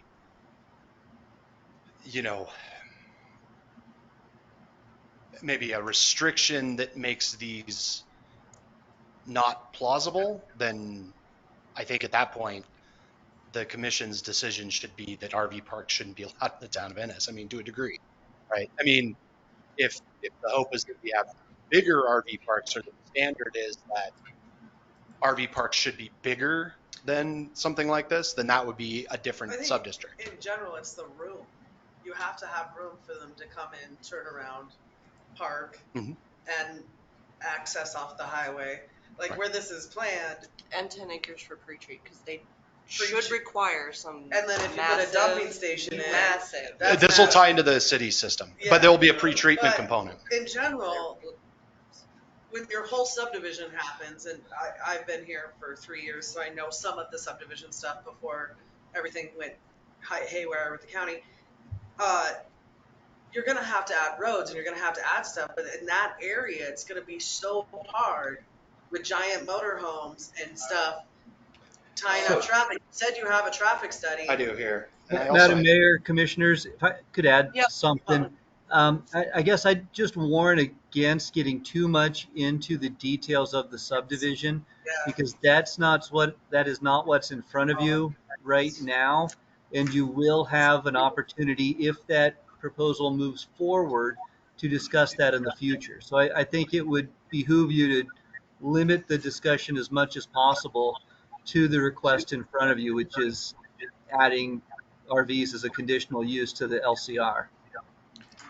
And for what it's worth, the street network that was included in both this annexation application and the subdivision does include pull-through space. So I hear what you're saying, though. I think that I understand what the intent was. It's not that hasn't gone without some thought in the net, because the water, wastewater, the infrastructure itself for the entire development has to be thought about early on, or it doesn't work well, right? So, but I agree with Forrest. That's what makes it challenging. I really want to have those discussions. That'd be a lot of fun. Yeah, and I do. I really want to present that, where we can look at all this stuff on the screen and really dive into it. I'm eager to get there, frankly. So I'm having a hard time wrapping my brain around how it's an RV park, but then leaves which mobile homes will be placed. So, right? Does that say? I think the RV definition that Forrest outlined in his staff report would essentially be the one that, if this use is included as a conditional use in that section of the zoning code, it'll refer back to that definition, and Forrest could probably get to that faster than I can. But I didn't hear the question, but here, I can do that. It's right here. The definition kind of clearly states what that is. I thought that was in there. The term also means the area regardless of its size or that provides or will provide spaces for rent or lease on which recreational camping vehicles or mobile homes will be placed. So I read that the definition is a premises used for public camping where persons can rent space to park individual camping trailers, pickup campers, motor homes, and travel trailers. So I don't think a mobile home would catch that. It says Page motor 2 of the staff report. that's your zoning code right now, section 11-2-2, your definition section. So that's right now the definition that the town has in their zoning ordinance. I don't, and again, and this is maybe just the land use guy in me, I don't think that this commission would have any problems with the difference between a mobile home, because I think that's a specific use. There's a defined use. It says motor home. Yeah. And there's a mobile home definition, I'm sure of it, in your zoning. Those are two different uses there. So, but I can see where that would be concerning, but I don't think that would apply here.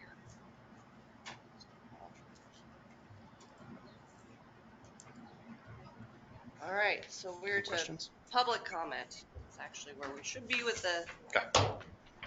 since we've kind of got our overview and our meat. Public comment, you're in there. All the other public left. Hello, my name is Lisa Roberts, and I'm a resident of Ennis.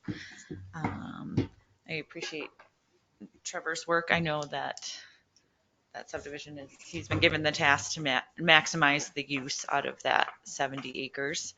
I have a couple of comments. First, I think if the commission is gonna entertain text amendment changes, which is essentially changes the law, the next one should be that a text amendment change should cost more than $500. That's one of the big loopholes in the code, that someone can change the law for basically $500. Second of all, I am opposed to the text amendment change in the LCR because it doesn't just affect this one area, it affects multiple areas, and we're having the same issues of other things of pulling RVs into where everyone, with the big boom in recreational sales that everybody has an RV, and I can see the snowball getting bigger in that, and it affecting other areas and not just this area as well.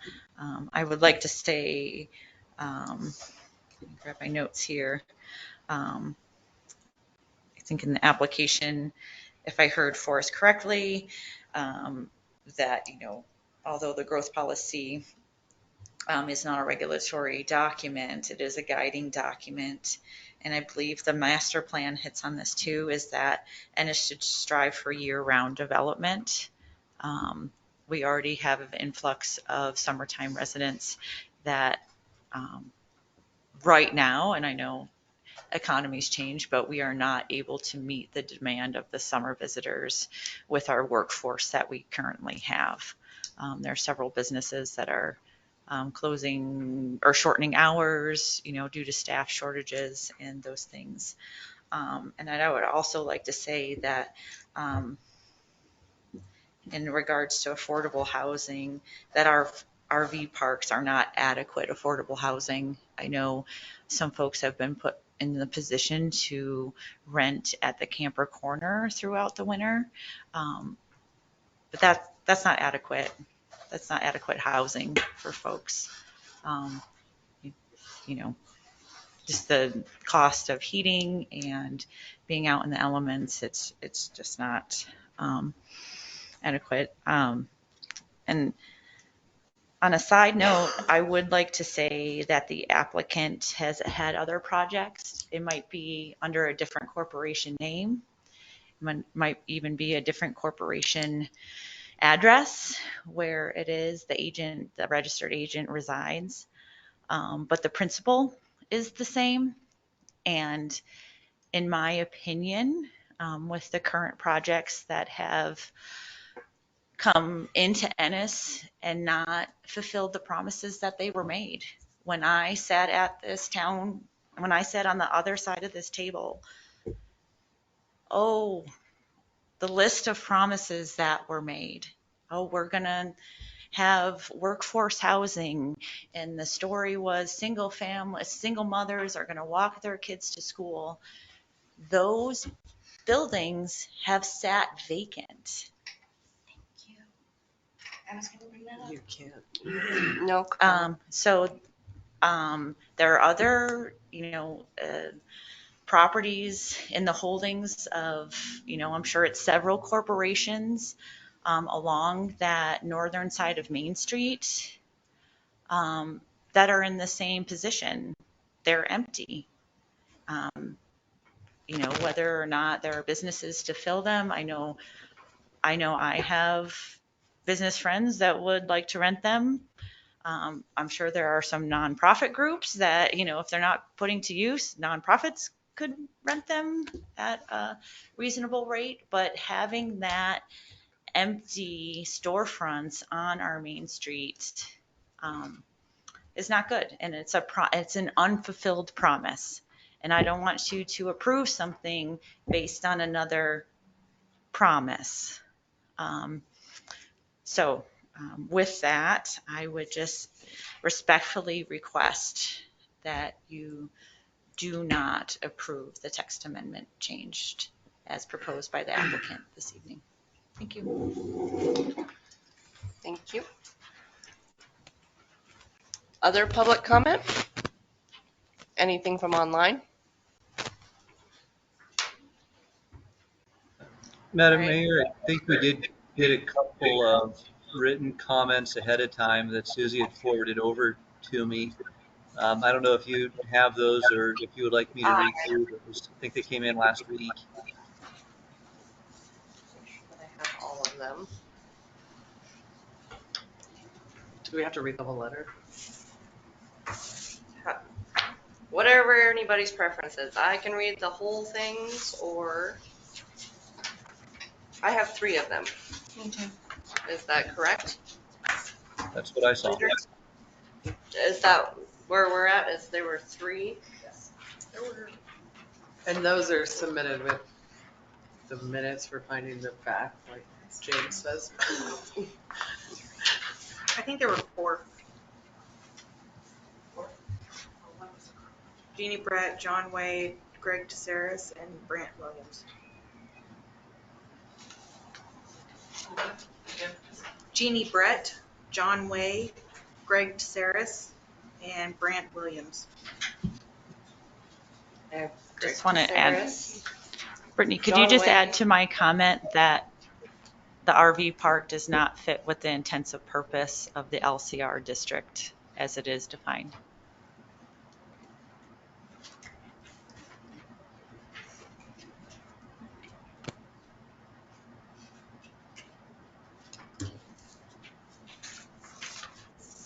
Which one am I missing then? Who do you have? I have Grant Williams, John Way, and Greg Tesaris. Yeah, I have Jeannie Brett. Jeannie Brett. I did not see the Jeannie Brett comment. I saw the other three. Did she email us directly? I'm trying to find it in my emails. No, it was to me, Corey, Christy, Brandy, just the four of us. Yeah, I think she emailed us directly. If I don't get them, That's. I cannot copy them and distribute to everyone. Oh, okay. Do you want me to forward it to you? Or should we leave it They out of have to public record? resubmit. They may resubmit for a second reading, but for the first reading, it has to go through. That's why when we publicly notice it, it says it must go to July 28th, she sent it to just four of us. Yeah. So it has to. That's why it goes through the clerk and the recorder, and that's why it's published the way it is. So if somebody would like to contact her and have her resubmit that too, Ginger, that may be okay for the second reading. Sorry. Nikki, you got that?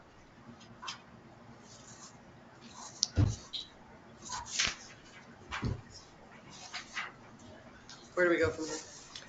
Do you want me to read these three? You might as well. No? Okay. So we will.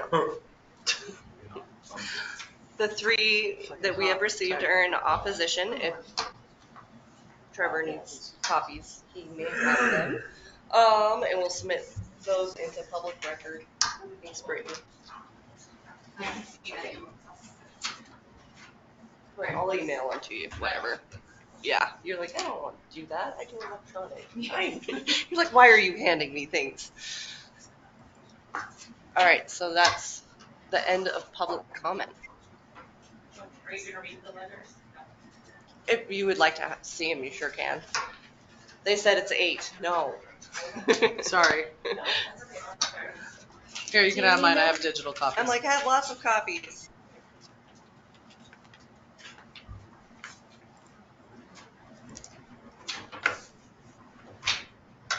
All right, so that's the end of public comment on first reading. Sorry. So it has to include Ginger and you? Ginger. I think the publication just says Ginger. Ginger. Okay. Right? That's what the publication says. Yes.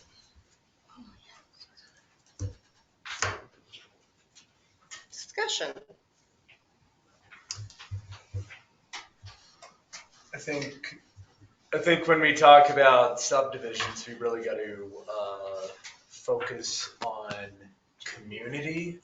I think is super important. One thing with RV parks is they're just, they're like a VRBO, basically just a short-term rental. I guess would be my input on that. So yeah, I love, don't get me wrong, I love the ones that we have in town. I think they're an integral part of our town's character. They're just kind of a couple of little islands. 1953, I think is. Yeah. That's 1953 was when it was first. Yeah. I spoke with ex-mayor Blake about RV parks, and he's like, well, one good aspect about them is that they do offer arguably affordable housing, but they're $1,200 a month for a spot right now is not insanely affordable. We're kind of a seasonal community, so that is one aspect I would speak to the positive about it. But in discussing with at the admissions administrative center for the city of West with a lady named Leanna, I think was her name, she just suggested that they're really not a part of the community. They don't add a lot to it. Those people are there for a short stint and then they're out. So I think our biggest concern is getting long-term rentals long-term rentals or permanent housing for folks. So. And I think they currently have a moratorium on, I don't know if it's just RV parks or building in general. I think it's just RV parks. If they made their last RV park that went in, they actually made them put in their own septic pipe running independent of the rest of the town sewer system. So it runs straight to, not that this would be a long shot from the discussed area, but. Well, it can go straight to the lagoon. It would kill it.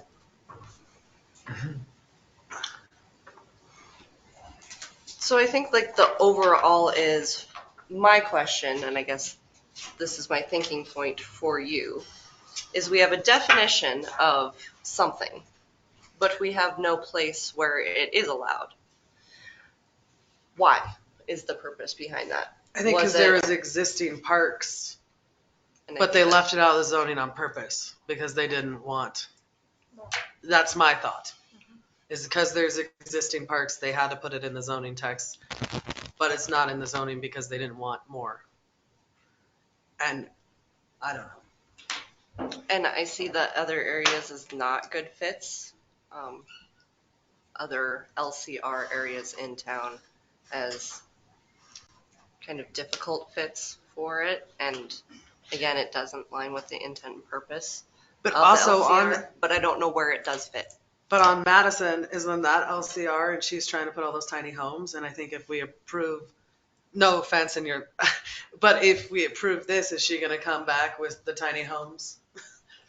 I don't think she's coming with an application, but she has one tiny home there. But she doesn't have 10 acres. It's not, no way. No, it's not. So it seems almost exclusive where it's a 10-acre requirement. And LCRs, I mean, I guess Forrest made the point you could always ask for an area to be changed.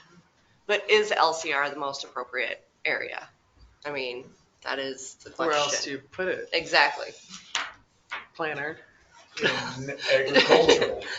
Listen, like I said, I struggled with that myself.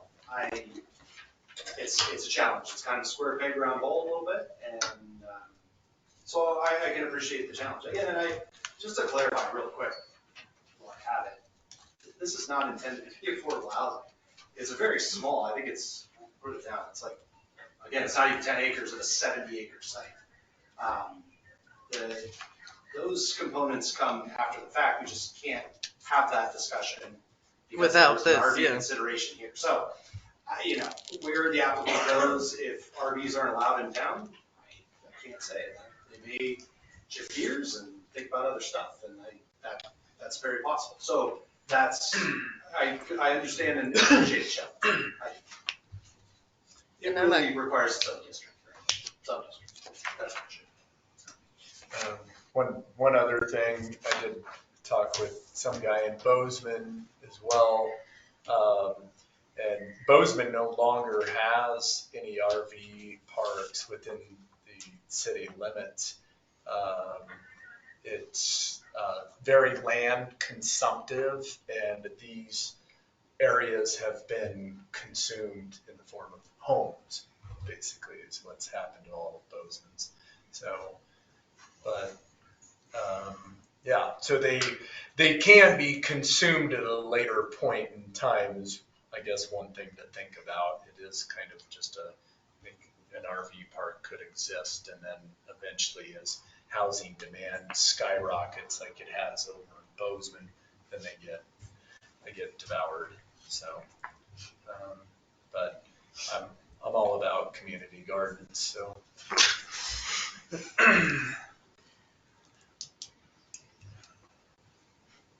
Is seasonal land use the best policy for Ennis? No.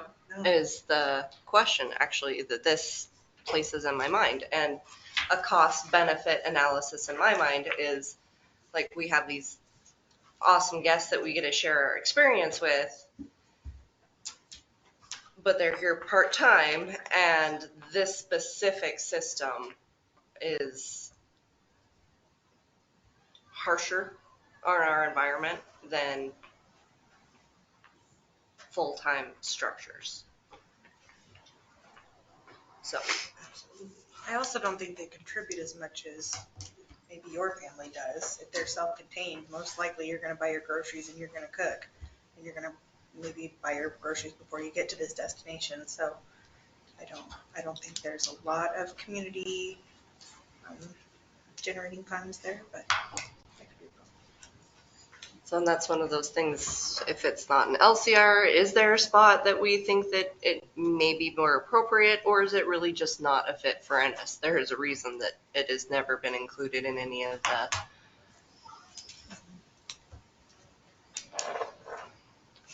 we've based a lot of our economy on tourism, and I don't know that that is a good long-term bet, and that's just my thought on that. Madison will always be pretty, and people will always want to visit, but only if we take care of it along the way. And they just, use a lot of land seasonally, kind of.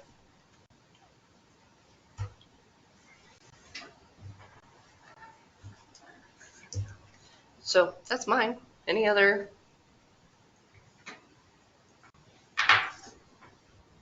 discussion?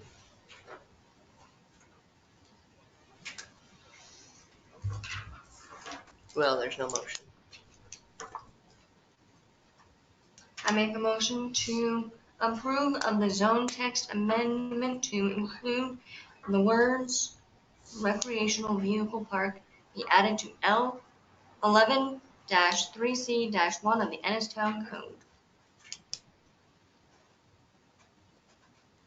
Second.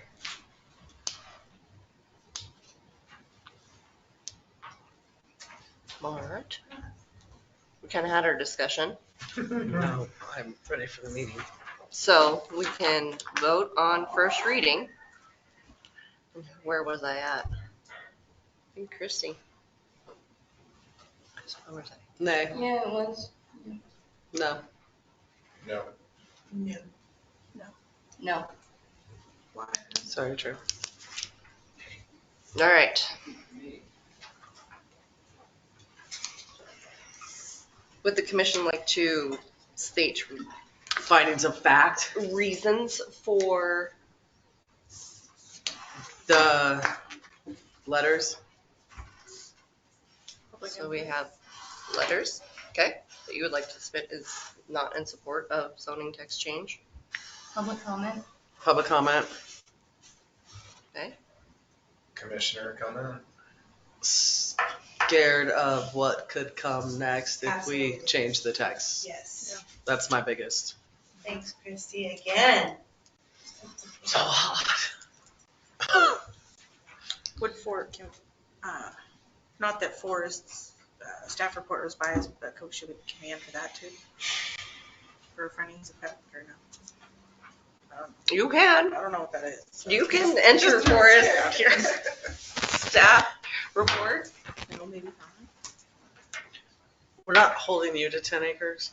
So there is LCR places that they're going to say, okay, we don't have 10 acres, but does that make sense? It does, and again, I'm just that's why I scared. put a conditional use. Yeah. You still, if somebody in the LCR district in a really bad, in a situation that wouldn't make sense at all, came in with an RV conditional use permit, you have the authority to deny that permit based on the fact that so the precedent doesn't apply there. But when we're worried about precedent, it's in situations where there isn't the opportunity for a case-by-case review. Conditional uses allow for individual case-by-case. Yeah. Which means that precedent doesn't always apply there. Your town attorney probably would be a way better person to tell you that than me, but that's been my experience, so. Again, it's policy decision. All right. Just from a parliamentarian standpoint, if it's denied with the first reading, there is no second reading. Am I correct on that? The petition essentially has failed, and there wouldn't be a second reading of a failed petition. I think Forrest addressed that in her area. You had I think a supermajority only counts if there's a certain number of landowners that have opposition. I believe that's why that was included, is that if there's a certain 2/3 or whatever it is, or if there's a certain percentage of landowners that are adjacent to the site that have a complaint or file a complaint on the petition, you have to have a supermajority or something to that effect. To supersede I that. don't know why I'm explaining that. I think James is there back. probably has a better idea. All right, so no second reading, right? James, if it doesn't. Oh, I'm sorry. I was slightly distracted there for a moment because I noticed Forrest is wearing a hibiscus Hawaiian shirt. All right, focus. It's already 8:15. So the question is, James. You and I got the memo. Yeah, I don't see how it could go to a second reading if it fails the first reading. Okay. I think that's pretty basic. I think that's pretty simple. But if the All right, applicant perfect. wants Answers to, that. if the applicant wants to provide a challenge to that, then so be it. You know, it's totally up to the commissioners to allow this type of zone text amendment. You heard from your expert, Forrest. You've heard your public comment and the applicant. And if you have legitimate concerns about what this may bring to the future of the town, then, you vote accordingly. And it appears that you have voted that.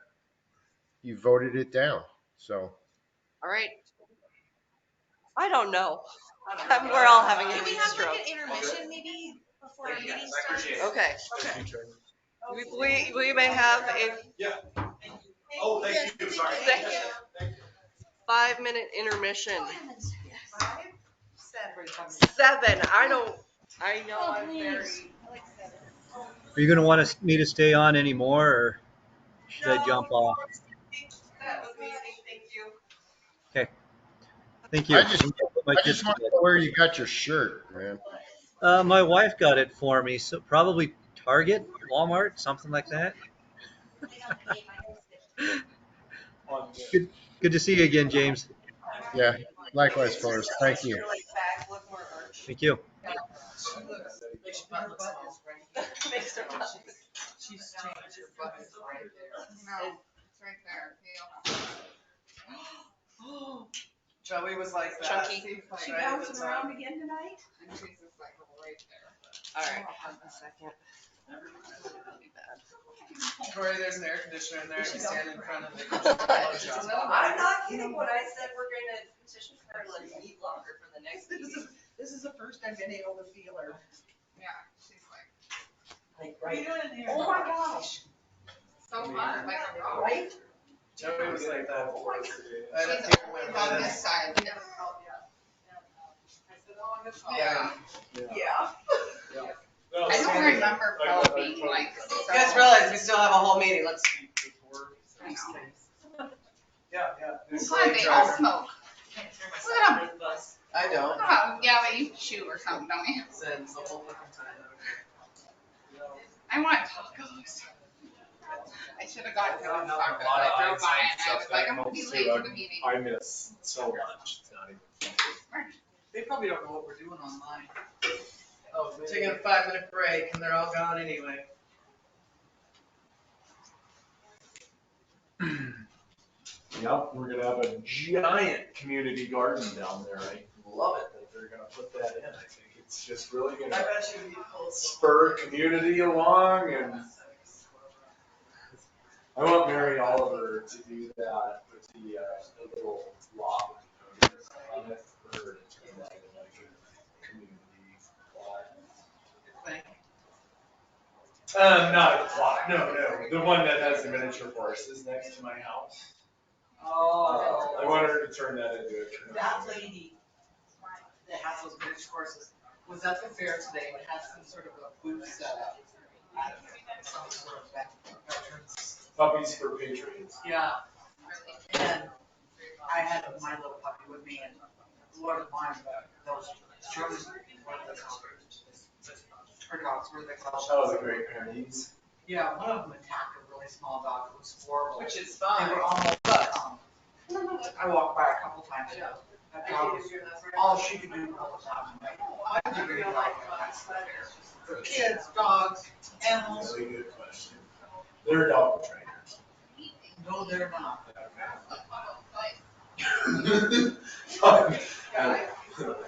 I mean, she couldn't hold that thing back when we went by.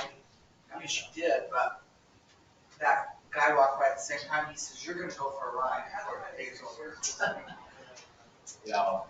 No, it's, they live right across the street from my house, and those dogs bark. Oh my God. They stop them short of the 10 minutes continuous and take them to the house. Let them back out 10 minutes later. They don't, neither one of them work. Sundays. He's there as well, and the mother. There's 4 people that are in this group. He's convinced he's gonna get money from the vets. I was so bad. You were so hard to get skinny and then you got He pregnant. was. Oh, really? Yeah, I don't know any part of the story. I've helped. Better be. All I can. I look at your pony. This Water. was in August and I had to go till September. Everybody recommends. And I had to. What are you helping those crazy bastards out? And that's like the day. I was jumping and she was like, well, I'm right in front of here all the time. And it was like, this side just stuck out. Yeah. It's just pretty sad though. For sure. It is. But it was like the best experience of my How'd you life. get that one? You've been leaving it on. Raspberry flavored. This one is great. Yours is raspberry. Did you see that the ice cream shop in BC's been making ice creams to each business over there? And ours was horchata with cinnamon rice date, base milk with vanilla, almond extracts. Created by the mom instead of horchata ice cream. Yeah, we haven't even started our meeting. You know about this new. That will help. Just the different people that are going to be shouting out. Can we not talk anymore and just roll through this? Yeah, can we I just think blow it through will, this? it will be okay now that I need something. Can we just put unfinished business on the next meeting? I want to try to cry. Sugared up for the next round. Wait, Miss Sugar, you got food? There's There's lollipops. I'm gonna Thank take one. Ginger for lollipops. I'll take one. Stop the crush is so bad though. Oh, it's horrible. And we all ate it. I feel like there should be like a breakout. Over there.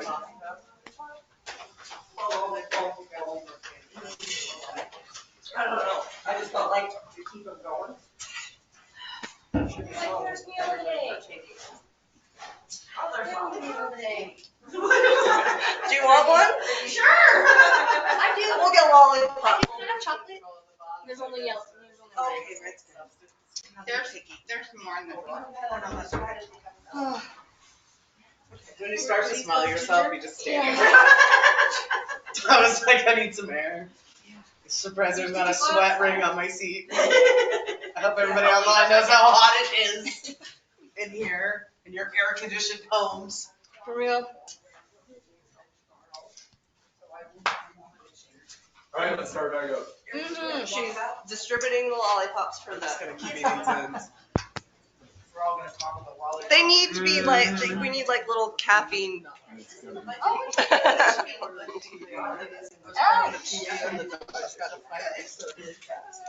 Anybody else? All right.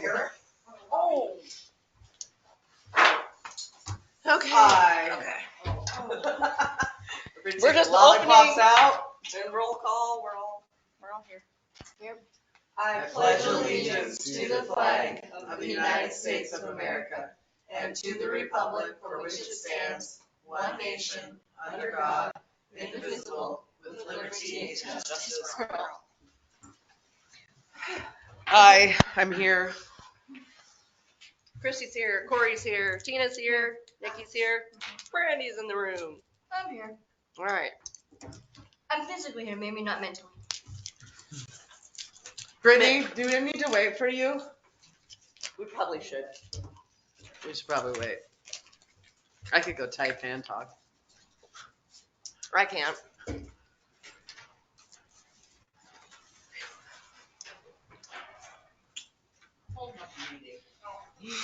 Roll call, we're all here.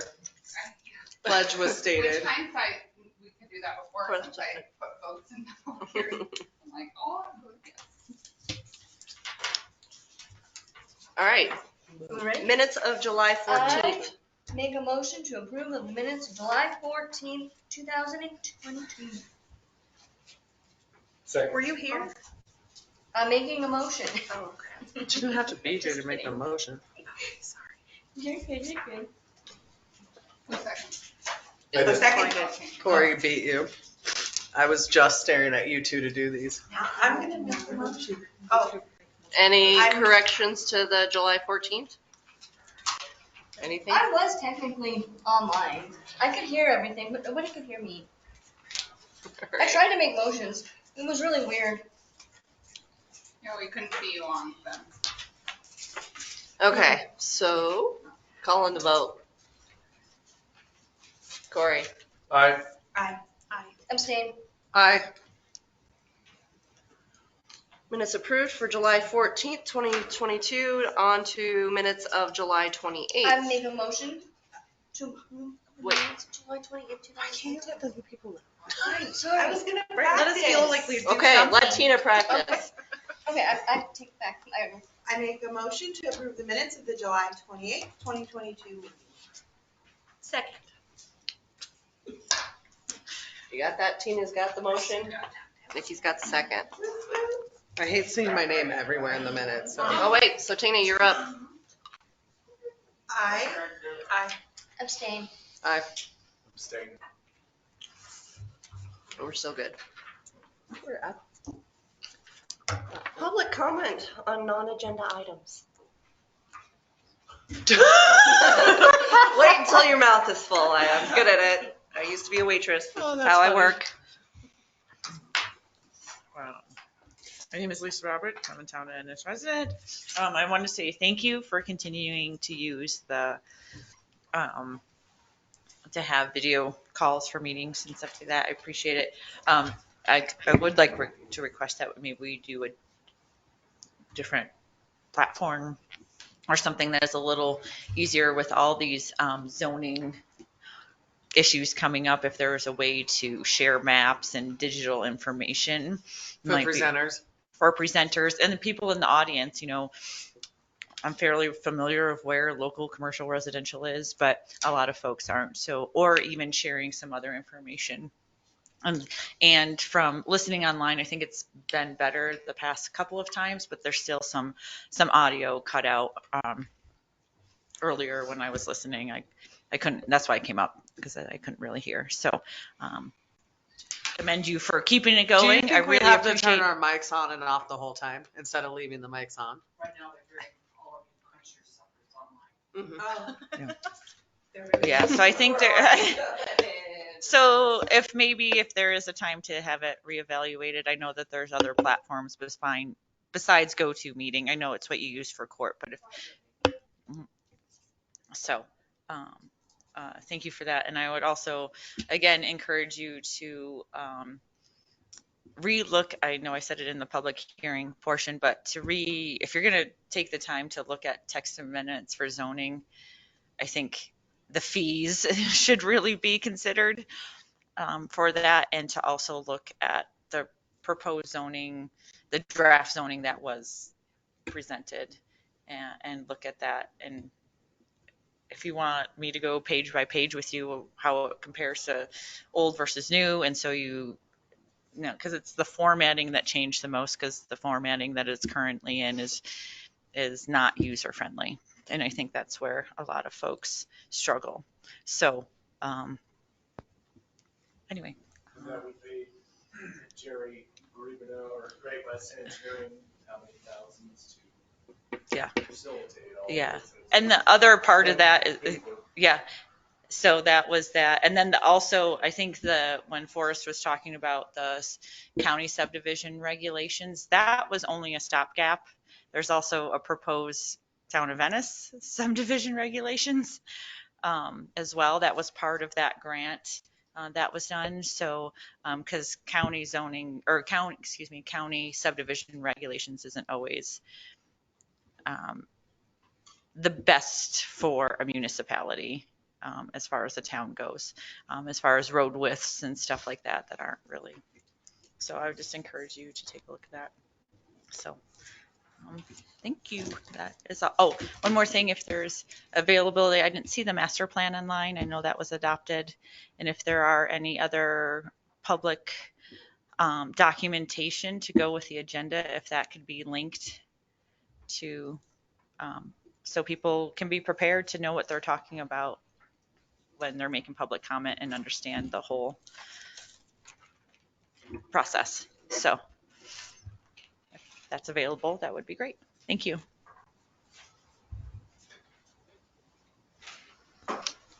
Any public comment on non-agenda items from those online? Last call for public comment on non-agenda items.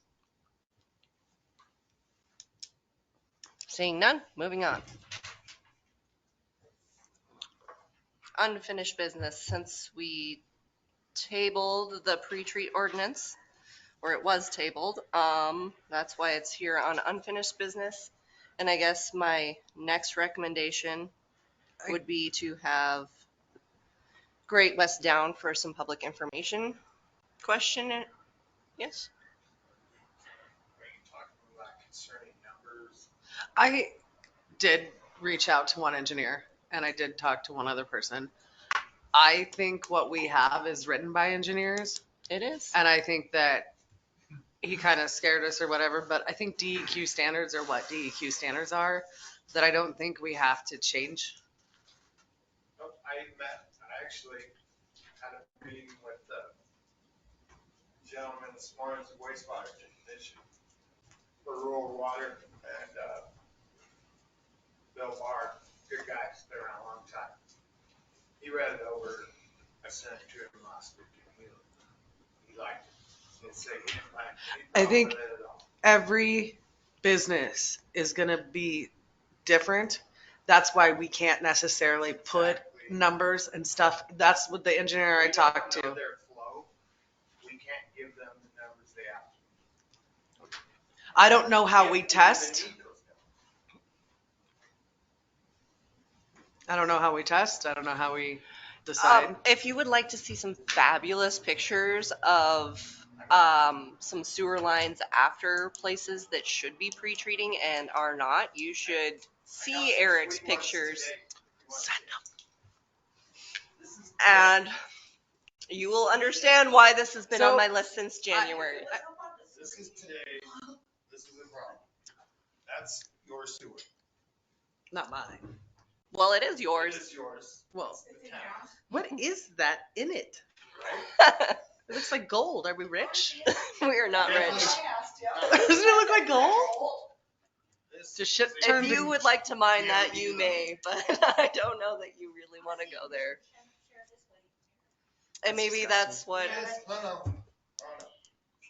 So are you, as a council, okay I think going we back put it to back on. first I think reading? I can reach out to that gentleman again and tell him that I did talk to him. 6-inch pipes with 1-inch opening of grease. How do you get rid of this?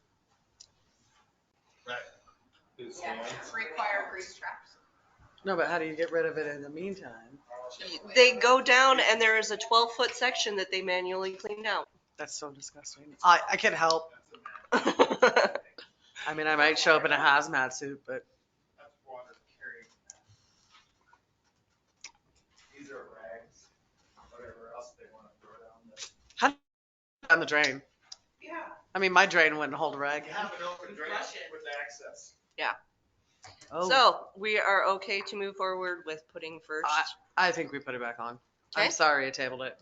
Are we after talking to we're people? all. Do you want to have Great West down for a public information meeting before. Or maybe we have one of them here to fight the backlash or something. Where do you show those pictures? Bill Barr and other people I've been in contact with more than willing to come down. Maybe just sit in on the meeting so that we Okay. have backup. So we will put the pre-treat back on for first and second reading and organize a representative from DEQ and one from Great West to be at those meetings. Sound good?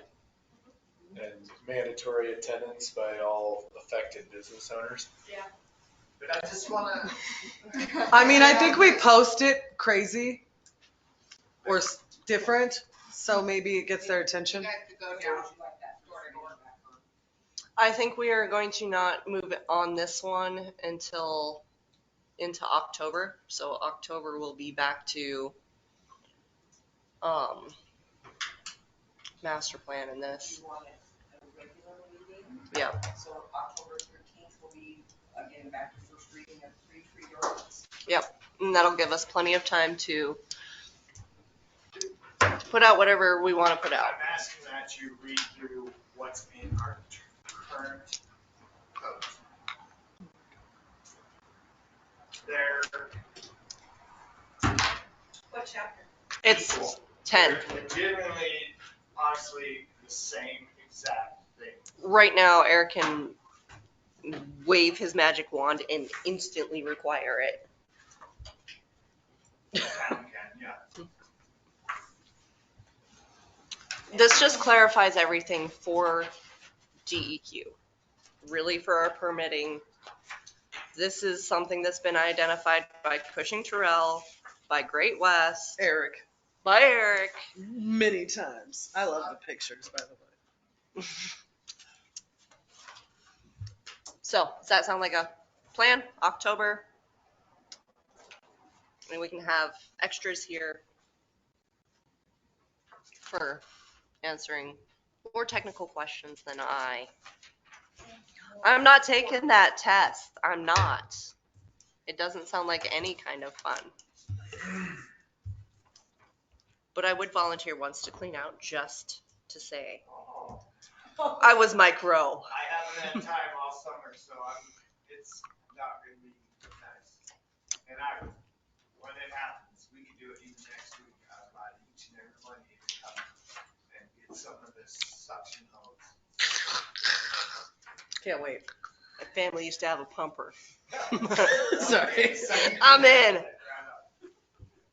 I'm in. Yeah, I'm going to say no to you know. All right, so we have a plan for pre-treat. North 40 parking changes. I stalled out because I had a panic moment. Yeah, I know. It's weird when I have these. But if you actually go to our current book, and Ginger found all the supporting documents that supported it, but when I was working on it, it says ordinance dash nothing, September 19th. So it didn't have an ordinance number to refer to for the original no parking. So when I was going to go for my findings of facts, I was like, wait a minute, I can't find what I needed. So now that we have found the meetings in which We did make Otis a no parking zone at one point. We did do this. yes, but actually where Assigned an ordinance number. it was never assigned an ordinance number. So in our code, when it went to the codifiers, it has ordinance dash nothing. So then you go to the ordinance book and you're like, there's no number, so it's weird. So anyway, we're going to assign that one a number so that it can, when it goes to the codifiers with the new one, if it passes, then all those loose ends are there. But that is, again, I think we're going to put a stall for September because we're going to be into budget. October on it as well. Look at how much fun fall will be. Okay, don't. We won't be sweating. It won't be sweaty. Maybe that's the whole. We'll have butt sweat. I wish that was all that was sweating. All right, budget. So as of My Monday. We got our tax, thank you. And so now we have 30 days of fun to adopt a budget. So Monday, Tuesday, running through official last numbers with Ginger. And I would like to set a work session date This month. Just to play with budget. Yeah, I can't wait. She says sarcastically. Would you like to pick a date that is not, the 18th? I don't think I can do the 18th. And That's Little Kid Rodeo though, isn't it? it's freshman orientation, so I gotta be there for that. I don't want to miss any more of the Little Kid Rodeos. May I ask what was the taxable value? The 25th does work because it's the 23rd of that week. Okay. Little Kid Rodeos. 25th? Because the rodeo is the 23rd that week, so the 25th works. 25th is the day after school starts, so that's a Thursday. Yeah, that's got it. Yeah, okay. While we're discussing this, I think we need to update the website because it still says our commission's meeting is starting at 7. And there were a ton of people on at 7, but not before that. Well, the building says 7 too. Yeah, we need to update stuff. Okay. Eric, can we put a piece of tape over the 7 and make it 6:15 on the sign outside? When's the This was reader for board public. coming? If it ever shows up. Question. Okay, I'll shut up. What date? Did you decide a date? 25th. Do we need just a new sign? What day is that? Is that a Friday? It's a Thursday. It's coming. But that rodeo's the 23rd that week. It's not on the Thursday. Work meeting. August 25th? Is that where we're at? 6 o'clock. Are we budgeting at 6:15. 6? 6:15? God, I don't care. I don't care, 6:15. Oh, it's a work session. We could say whatever time we want. 6:15. Yeah, that's right. Okay. Is it gonna be a long one? Sure. It will be. Budget's I'll always. be lost really long. We're Plan potluck. on it. We're potlucking it. That works. We're potlucking our work session the 25th. Okay. I can just make enchiladas or something. You don't really have to public. 6:15.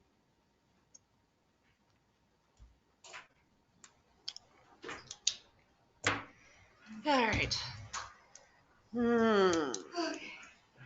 So moving on there.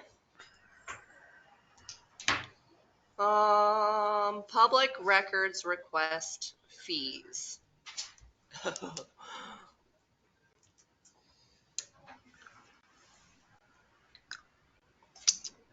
Along with everything, fees are, and this will be a good discussion to have during budget. Will be the perfect time to discuss some fees, especially like the zoning, where I think our revenue was 10 and our expenditures were Over 40. We knew that was going to happen though. Yeah, but you have to, I mean, zoning also brings in money for water and sewer. You're just not looking at, I mean, I agree the fees need to go up. Don't take me wrong. and then Like even the people text need to amendment. be billed back when they call for reference, and some of that will be included in the zoning policy. Not just application fees, but if there is significant cost accrued for larger projects by planners, then those will be billed back to the applicants. Yeah, I definitely need some work, but I hate it when you say it like that because you're not looking at the big picture, I don't think. Whether it ends up in water and sewer or not, it came because of zoning. No. We can play debate all the way we want, but I still feel like there's a little bit of a hemorrhage that needs a bandage. Well, that's And not maybe- That's not your fault, that's just the community It's just the growth. fact of it, yeah. It's the community growth. Yes, totally, I Mhm. get that. Yeah. I just hate it when they say it like that. But it's true, we all hate it, we need to fix I it. can take it that way. Even the text amendments you just did for $500. I bet you there was $500 more worth of hours spent on doing all this stuff. Yeah, So we maybe just need to be there's a base fee that covers realistic. 20 hours, and then if your project exceeds that. Then We you're need billed hours back. tracking then. too, Yeah. you need a way to track time spent on Sure, project there's software. There's an app for that. There's an app. Google Keep. All right. So with that public records request, currently we are running off of Montana Code, which is basically the cost of the time the personnel put in and 10 cents a copy. So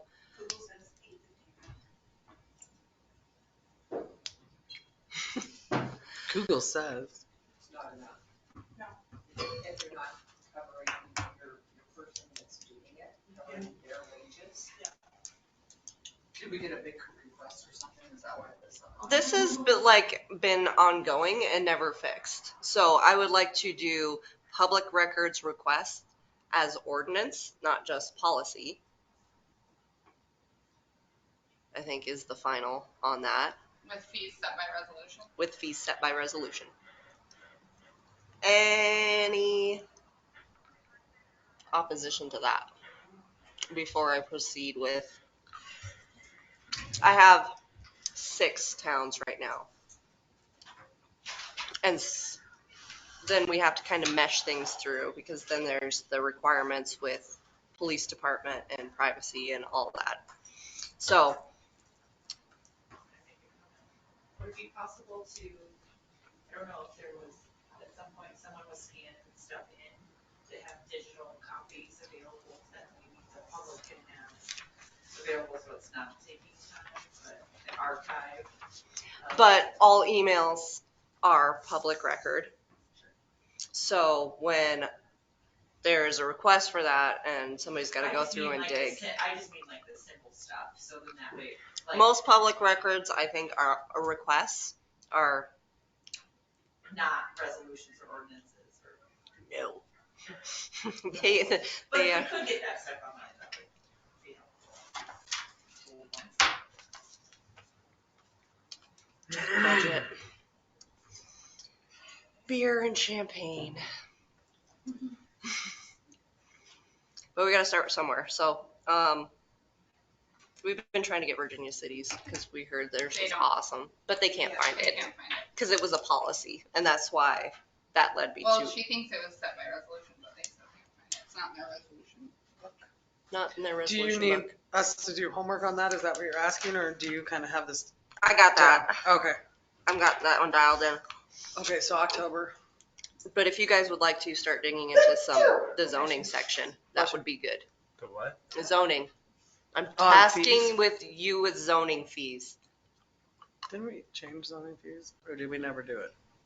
They were proposed. They never did it. Okay. So. We really. The annexation fees were changed. Mm-hmm. That's because we thought there was an annexation coming. So. And there was. I think we talked about it that last fall. You have an October deadline for zoning Okay. fee evaluation. I'll try to go back and find all the stuff we already talked about. Perfect. I don't like reinventing Yeah, I the wheel. swear we've. And neither does Brittany. Huh? Nothing. She's like, I already looked this up once. 26 times. You can find it. I'll try. If not, I'll figure stuff out. All right. Garen. Work department reports. Woohoo. Yeah, really quick, I don't have a lot to report. You have a very short written report. We're winding things, wrapping up, winding down all our summer activities. What's that? Yeah. Doesn't mean that we aren't working, it just means that we're wrapping up. It just means everything's going well. If you have any questions for me right now. What's a futuring workshop? I went to it was a workshop put on by the state, by the Future School. We were just talking about, a future mindset. It's just another variation on the theme of, we're being pushed and pulled into the future all at once, whether which end you choose, and then when we did a lot of scenarios and exercises where you have a resilience mindset, an adaptive mindset, or a mindset of change, a futurist mindset, and just how to make that shift and always be thinking toward the future instead of always being adaptive and just rolling with the punches. Nice. It was good. It was good. This company does the same thing for corporations, banks, governments. So it's kind of interesting just to sit down here and there, hear two bits. What else did I have? So you will be a little short-staffed winter? Yes. Yeah. Bailey's having a baby. Yeah. So through the September, through the first of the year. Yes, we're just kind of making a plan right now about what we can keep in motion and what we need to scale back a little bit. Sweet. Yeah, and then depending on budget, we'll decide, how best to approach Chris's position, who's retiring. Yeah, that's December. Yes. End of the calendar year. Yep.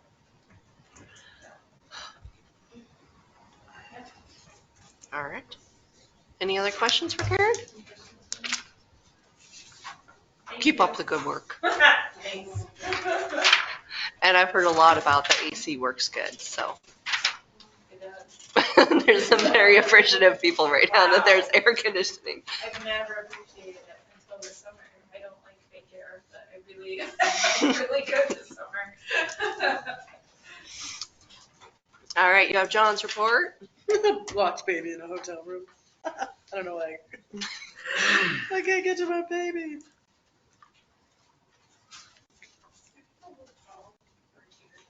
One of these is me this time. Somebody cut my internet and the water meter reader cords. I think I have tweakers in the apartment. It's fun. Any Cameras. questions or anything that we need to? No, but everybody don't become part of Angry August. Yes. Well stated, John. It's very hard not to. Oh, It's because it's hot. Yeah. And you don't get enough sleep at night. And there's a lot of tourists.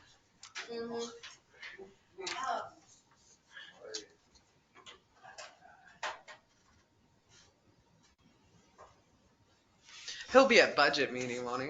Mm-hmm. Okay. Probably Yeah. not at work session, but I unless you attended- want him there. I attended the Sheridan's monthly meeting the other day, on Monday, and yeah, they definitely had a deputy from the county there, which I can't remember who I was talking to the other day, maybe you or somebody. John always brought good, or Chief Officer Moore always brought good. He knows everything about the town. So it's kind of his job to know absolutely everything that's going on, and he was good to have at the meetings, I guess. So you Does want the him deputy here? go to all the meetings?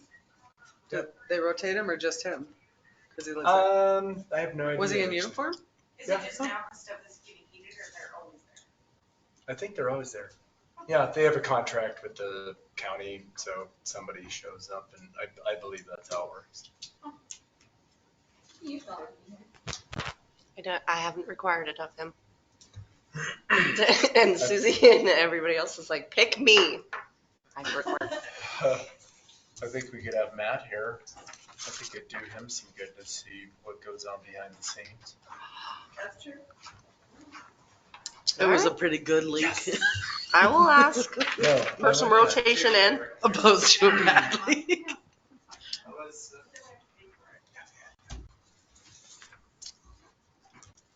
Well, there is in kind. Could bribe him with suckers. I think he's already got his. All right, Susie. Oh, nope, sorry. I skipped you. Just so you know, Corey, you're not driving up this was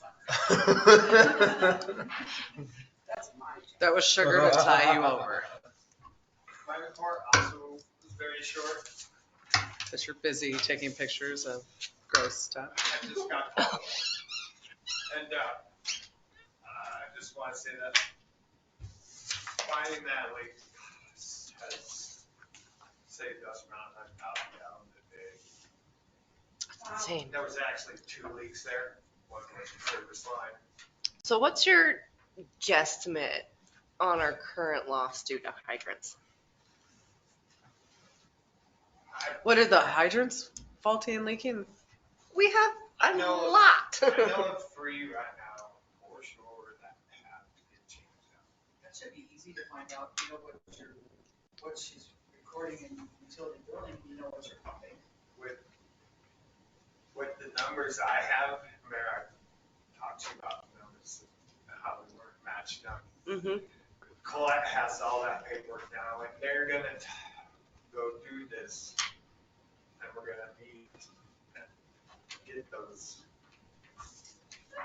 exact, numbers of loss. Yeah. Because I still have a suspicion that with as old as some of those are, we're still. I have a suspicion that We're we not. still have leaks. Yeah. But I'm not as concerned about the hydrants as that one, as far as creating a health issue. You know what I mean? Yeah.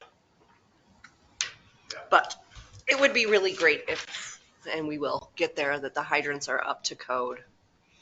I know that you guys have been tagging them and giving them numbers, and we're finally getting there. Like, it won't matter if we have all the water in the world if we can't get them open, or if we open them and can't get them back closed. I kind of wanted to touch base on that too. I know I've been spending a lot of money on the distribution side, but like you said, yes, we need to go out. But if we still have those leaks, it's kind of like coloring without an outline. Coloring without it. That's a perfect description of it. Yes. So we worked pretty hard on the leaks. Okay. And then we do have the road crews out. I've never seen them. They're stepping straight there with us. Yay. It's amazing. But I just want to add, and hopefully maybe everybody's listening, because of how hot it is right now, we're going to leave those Closed. spots that are fixed closed for an extra day on top of per their recommendations. Okay.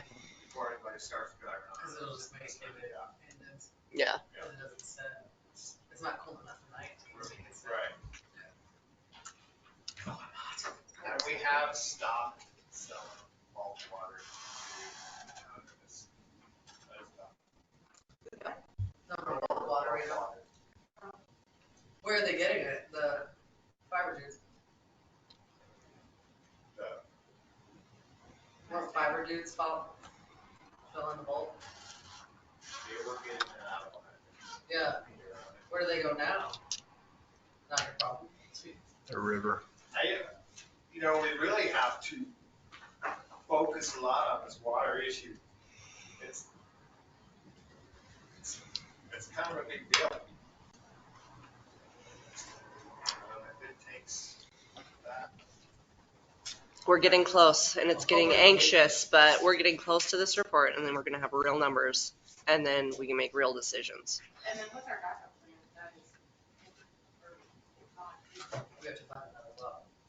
Site. And then you do, Annexing in more property, or how do you find that? you put a building moratorium on, is what you do. But I haven't, until Corey and I talked with the guy yesterday, Wes, I hadn't even considered having a well.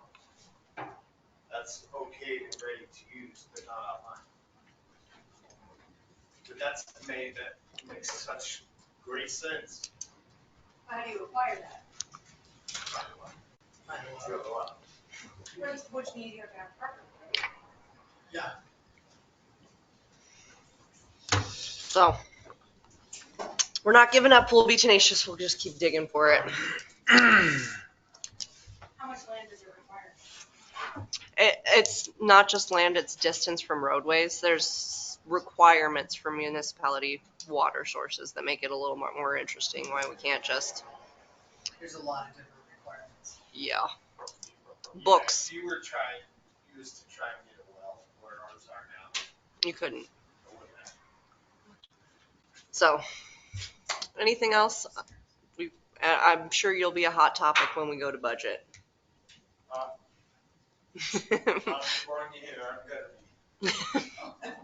Oh. Okay. All right, Susie. You up? I don't have to give it to you. You want it to be done. Okay, don't read it. Sorry.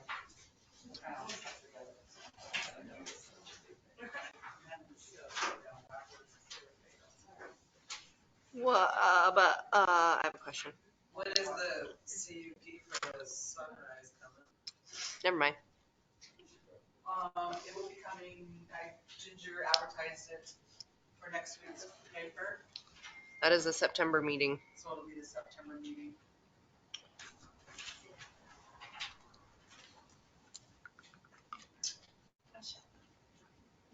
That'll be fun. The hospital annexation, I talked to Forrest about it today, and what the annexation happens, they're supposed to send letters to the infrastructure, me, Eric. And so he said, if you don't have the infrastructure to annex them in, you don't annex them in. So I don't know if you've gotten a letter from them or not, but I got the overview for review. That's all I got from Bob. so I was asking them if we should put it on, see if we can put it on for September, because there is a state statute on the timing of the annexation. But he said to wait and see what would happen with the infrastructure first. Like infrastructure, you're talking water? Water and sewer. Yeah. Because the other one's not gonna ever stop using water and sewer. So could we suggest to them that if they had a really nice developed well that pumps 540 gallons a minute, that we annex them? Part of it. Yeah. It should be, That's part of the rights. annexation. I mean, we just annexed in Madison Foods, and it should have been put in their annexation for water rights, and I don't know how that was, but just. Isn't it mandatory? Doesn't it just?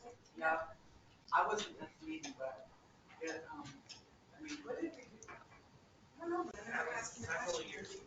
No, it was not several years ago. It was like a few months ago. Yeah. They can't, but I thought that well is not within the municipality requirements.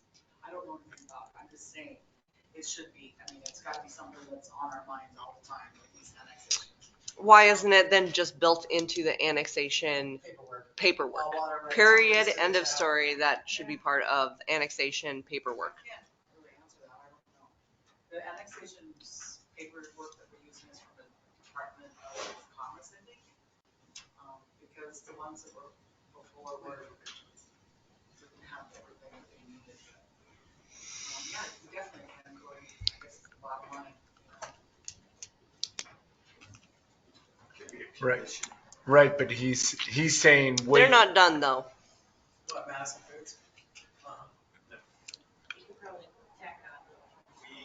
Yes. But You I, can. That's for their bill. yeah, but here's a question just in regards to like, and maybe Ginger, you must be able to, ask them anyway.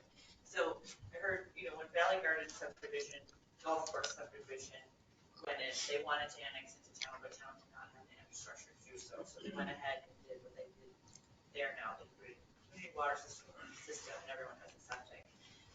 That is not best practices. So it almost seems like Corey's suggestion of, if you want to annex in, you have to help contribute to a more advanced system or something like that. Because they can still subdivide it. It won't be at the density, but they still would be able to subdivide it. And put in exempt wells, which is one, I think, what is it? You have an acre of land and you can pump 35 gallons a minute. And so they got 70 acres give or take their open space that they have to leave, they could, they put duplexes on there, whatever, because there is no zoning in the county. So I'm just saying, take that into maybe consideration and maybe say, hey, we want you to annex, but you gotta do A, B, C, and D, as opposed to winding up with a scenario that is not great. As far as that's moves, if they put the gas station in there, that's not well. Yeah, she's talking about Costco. Bitch.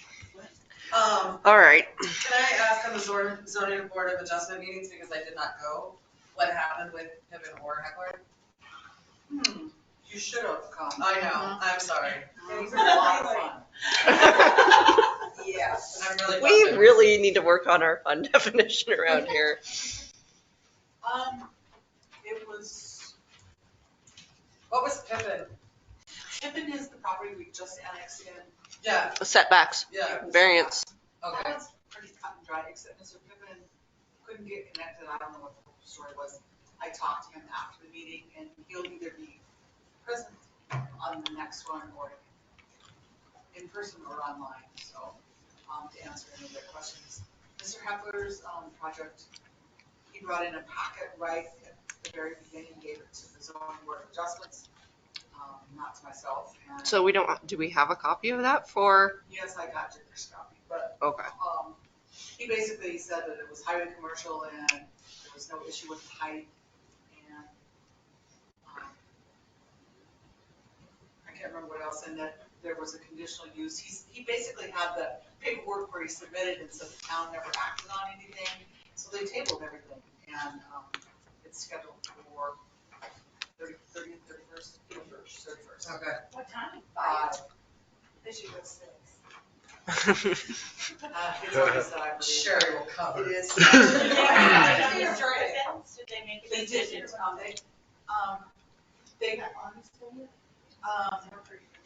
they kind of got focused on what he's doing, and I tried to steer him back, that, it's already gone through the process through the council, that they were just supposed to be there for the. But we didn't give a conditional use permit on that.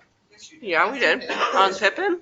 On Pippin? Yeah. Not on Heckler? No. Oh. She asked about. I just said, was there a decision on this? Because she said that he was gonna join for other meetings. Yeah, it's only both of them. So, anyway, come join us, it's a lot of fun. Heckler didn't have a conditional use permit. Heckler changed his He plan. said he did at one point with the town. He paid money, the town never acted on anything.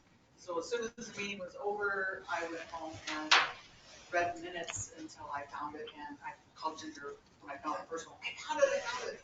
So, nothing was factual that he presented as the board of adjustment. Okay.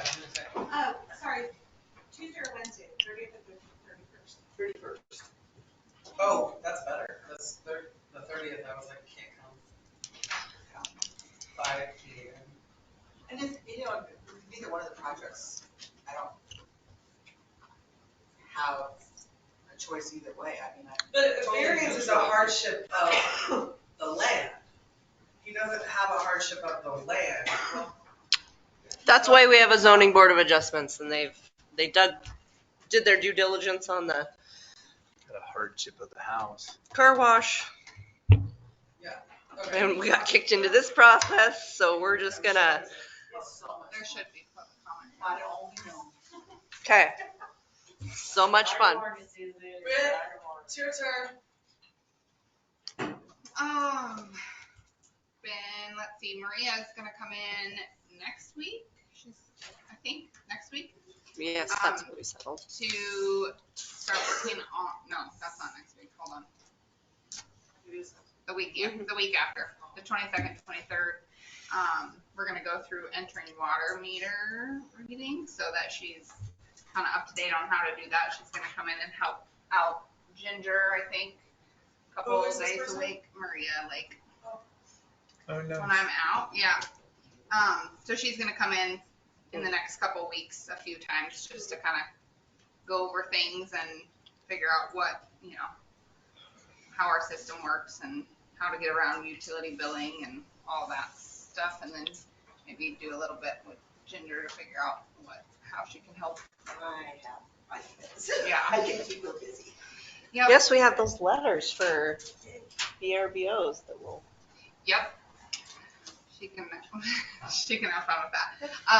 And so I've been working on process guides for my things I do, which makes things I do take very, very long. But screenshotting and writing out step-by-steps on how to get around things so that hopefully when she comes in, Ginger's not having to hover over and help as little as possible. Yeah, and then I've been working on inputting data into our utility customer system from the meter books. That's just kind of will make things easier in the future when we print readings every year. So that's taken a little bit of time there, but yeah, I think yeah, most of it. When are you doing it? Middle of September.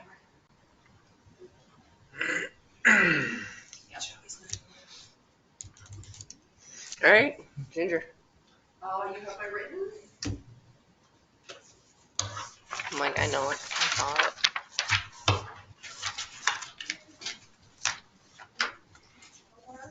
Are you close on fiscal year or not?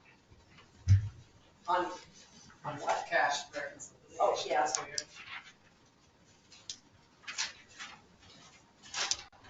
And I'm already hearing from auditors. Send me that. I told them after budget. MMIA claims. Is that a nightmare, guys, or is that? I pretty much handle all of those. Christie, I submit the claims and then they come and talk to Eric to get facts and whatnot. So that's been. Some of them have closed already. I've gotten notification of 2 of them closing. But for each claim that has gone in, we have a $750 deductible. Oh. Some of them aren't going to cost $750, so we just pay Cover that portion of the deductible. I know of a family in a hardship that has foster children because of stuff that happens. I don't know if they started a claim or not, but I did reach out to them and talked about conditional use permit on camper for some of the kids to maybe live in for the next month because the whole basement is getting worked on. And they have a plethora of children. So I did reach out to a couple people. That one is going to be in litigation. Okay. Due to extenuating facts. I think I know what you're talking about. But I did ask, I did volunteer that they can live in a camper or put a camper there for some of the children because everybody's living in the living room. So I did give options today. If something comes in, I did want to let you guys know. Because I know with Claypool, we gave permit so he could live in the camper while he's in the house. I'll get it to Susie. So if anything comes in, that's because of me. Sorry. It's a temporary use permit, it doesn't come to me, it goes to the council. Yeah. Oh, okay. Yeah, but I did temporary use. I thought it was conditional use, temporary use. So I did kind of volunteer that because I think they are shoved in one tiny area. Yeah, they need to do it if that's their situation. So if that comes through, that's my fault. It's okay. Oh, good thinking. I did, and I offered my camper and everything. It's definitely there. All right. Anything else any other questions for Ginger? All right. Commission report. I don't have anything, but Chrissy, can I work with you on the zone? The impact fees and stuff? Yeah, well, I guess. So the impact fees are like don't get. Or not impact fees, but zoning fees. Yes. Zoning fees. Don't stall out the like fix what we have, and then that's a totally different. Yeah. Okay. Whew.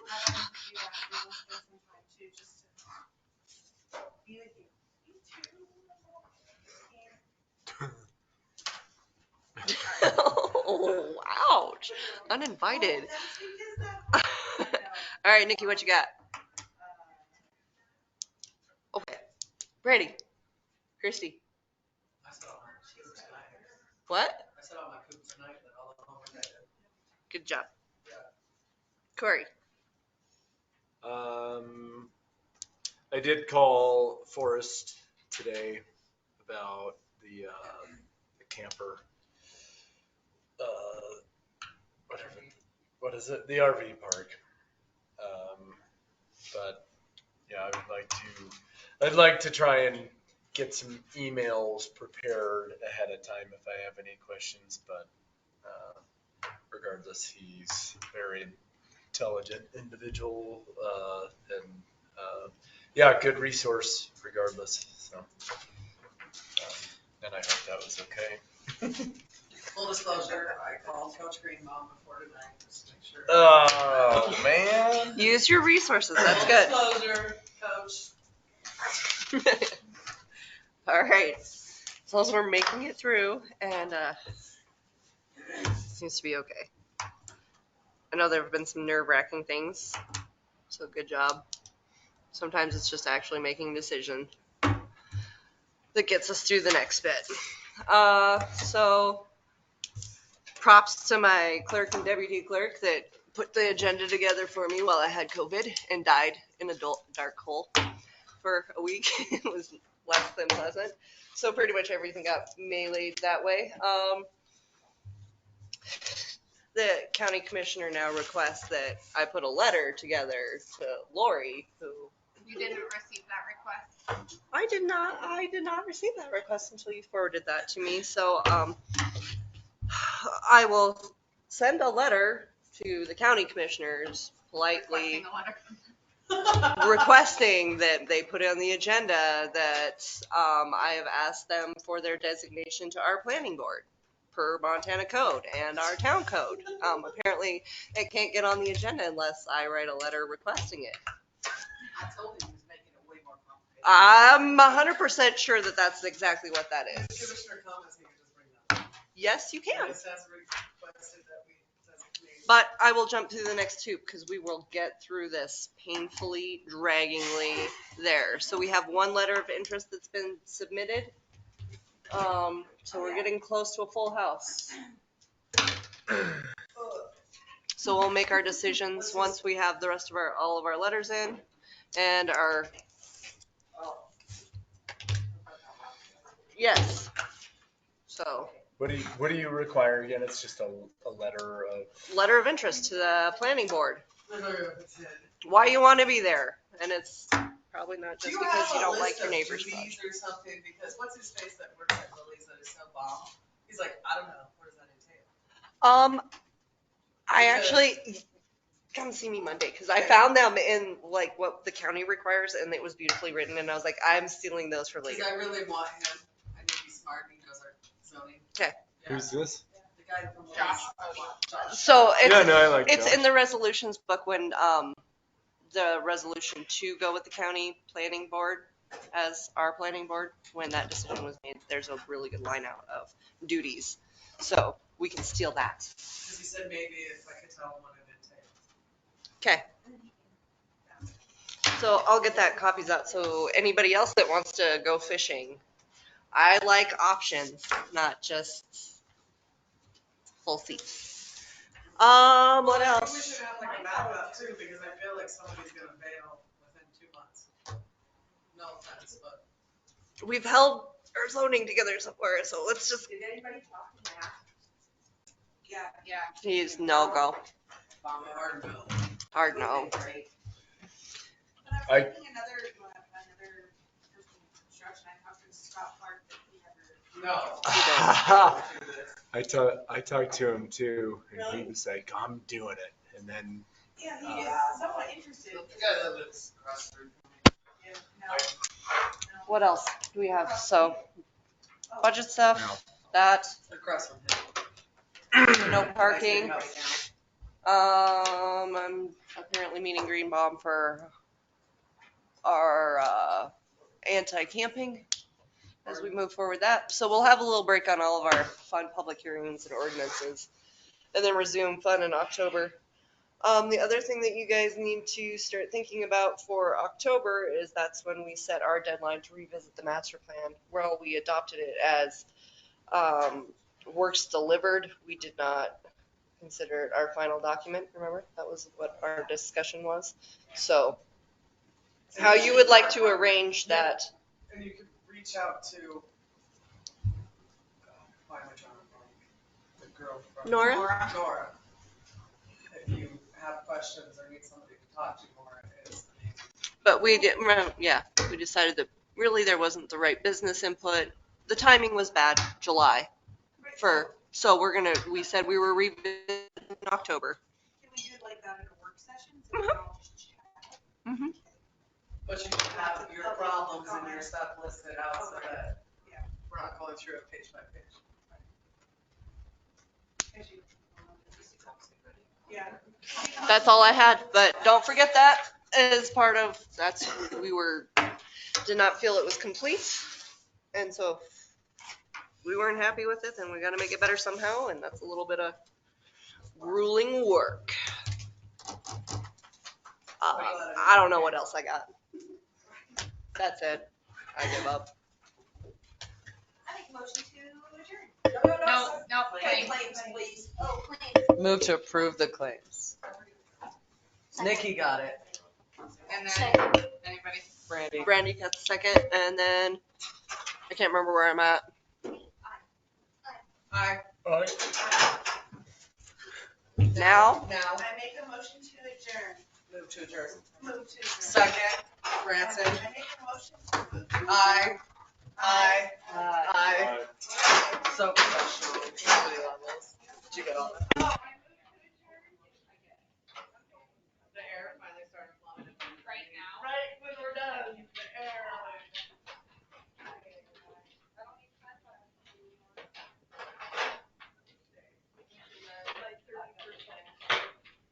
Did you like my emails that I sent out?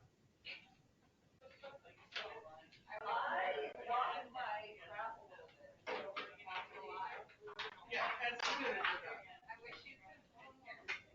As soon as we're done. My favorite came in at 2 p.m.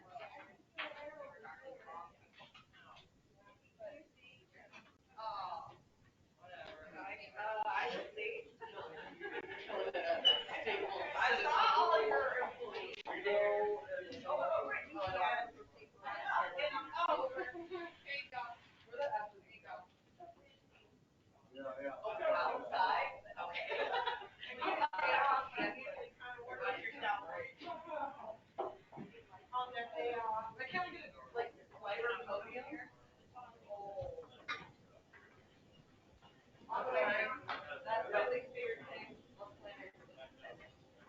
I get like full on anxiety. I have not been able to talk a doctor into giving me like something before I go to the dentist station. I'm not kidding. I have anxiety going to give birth.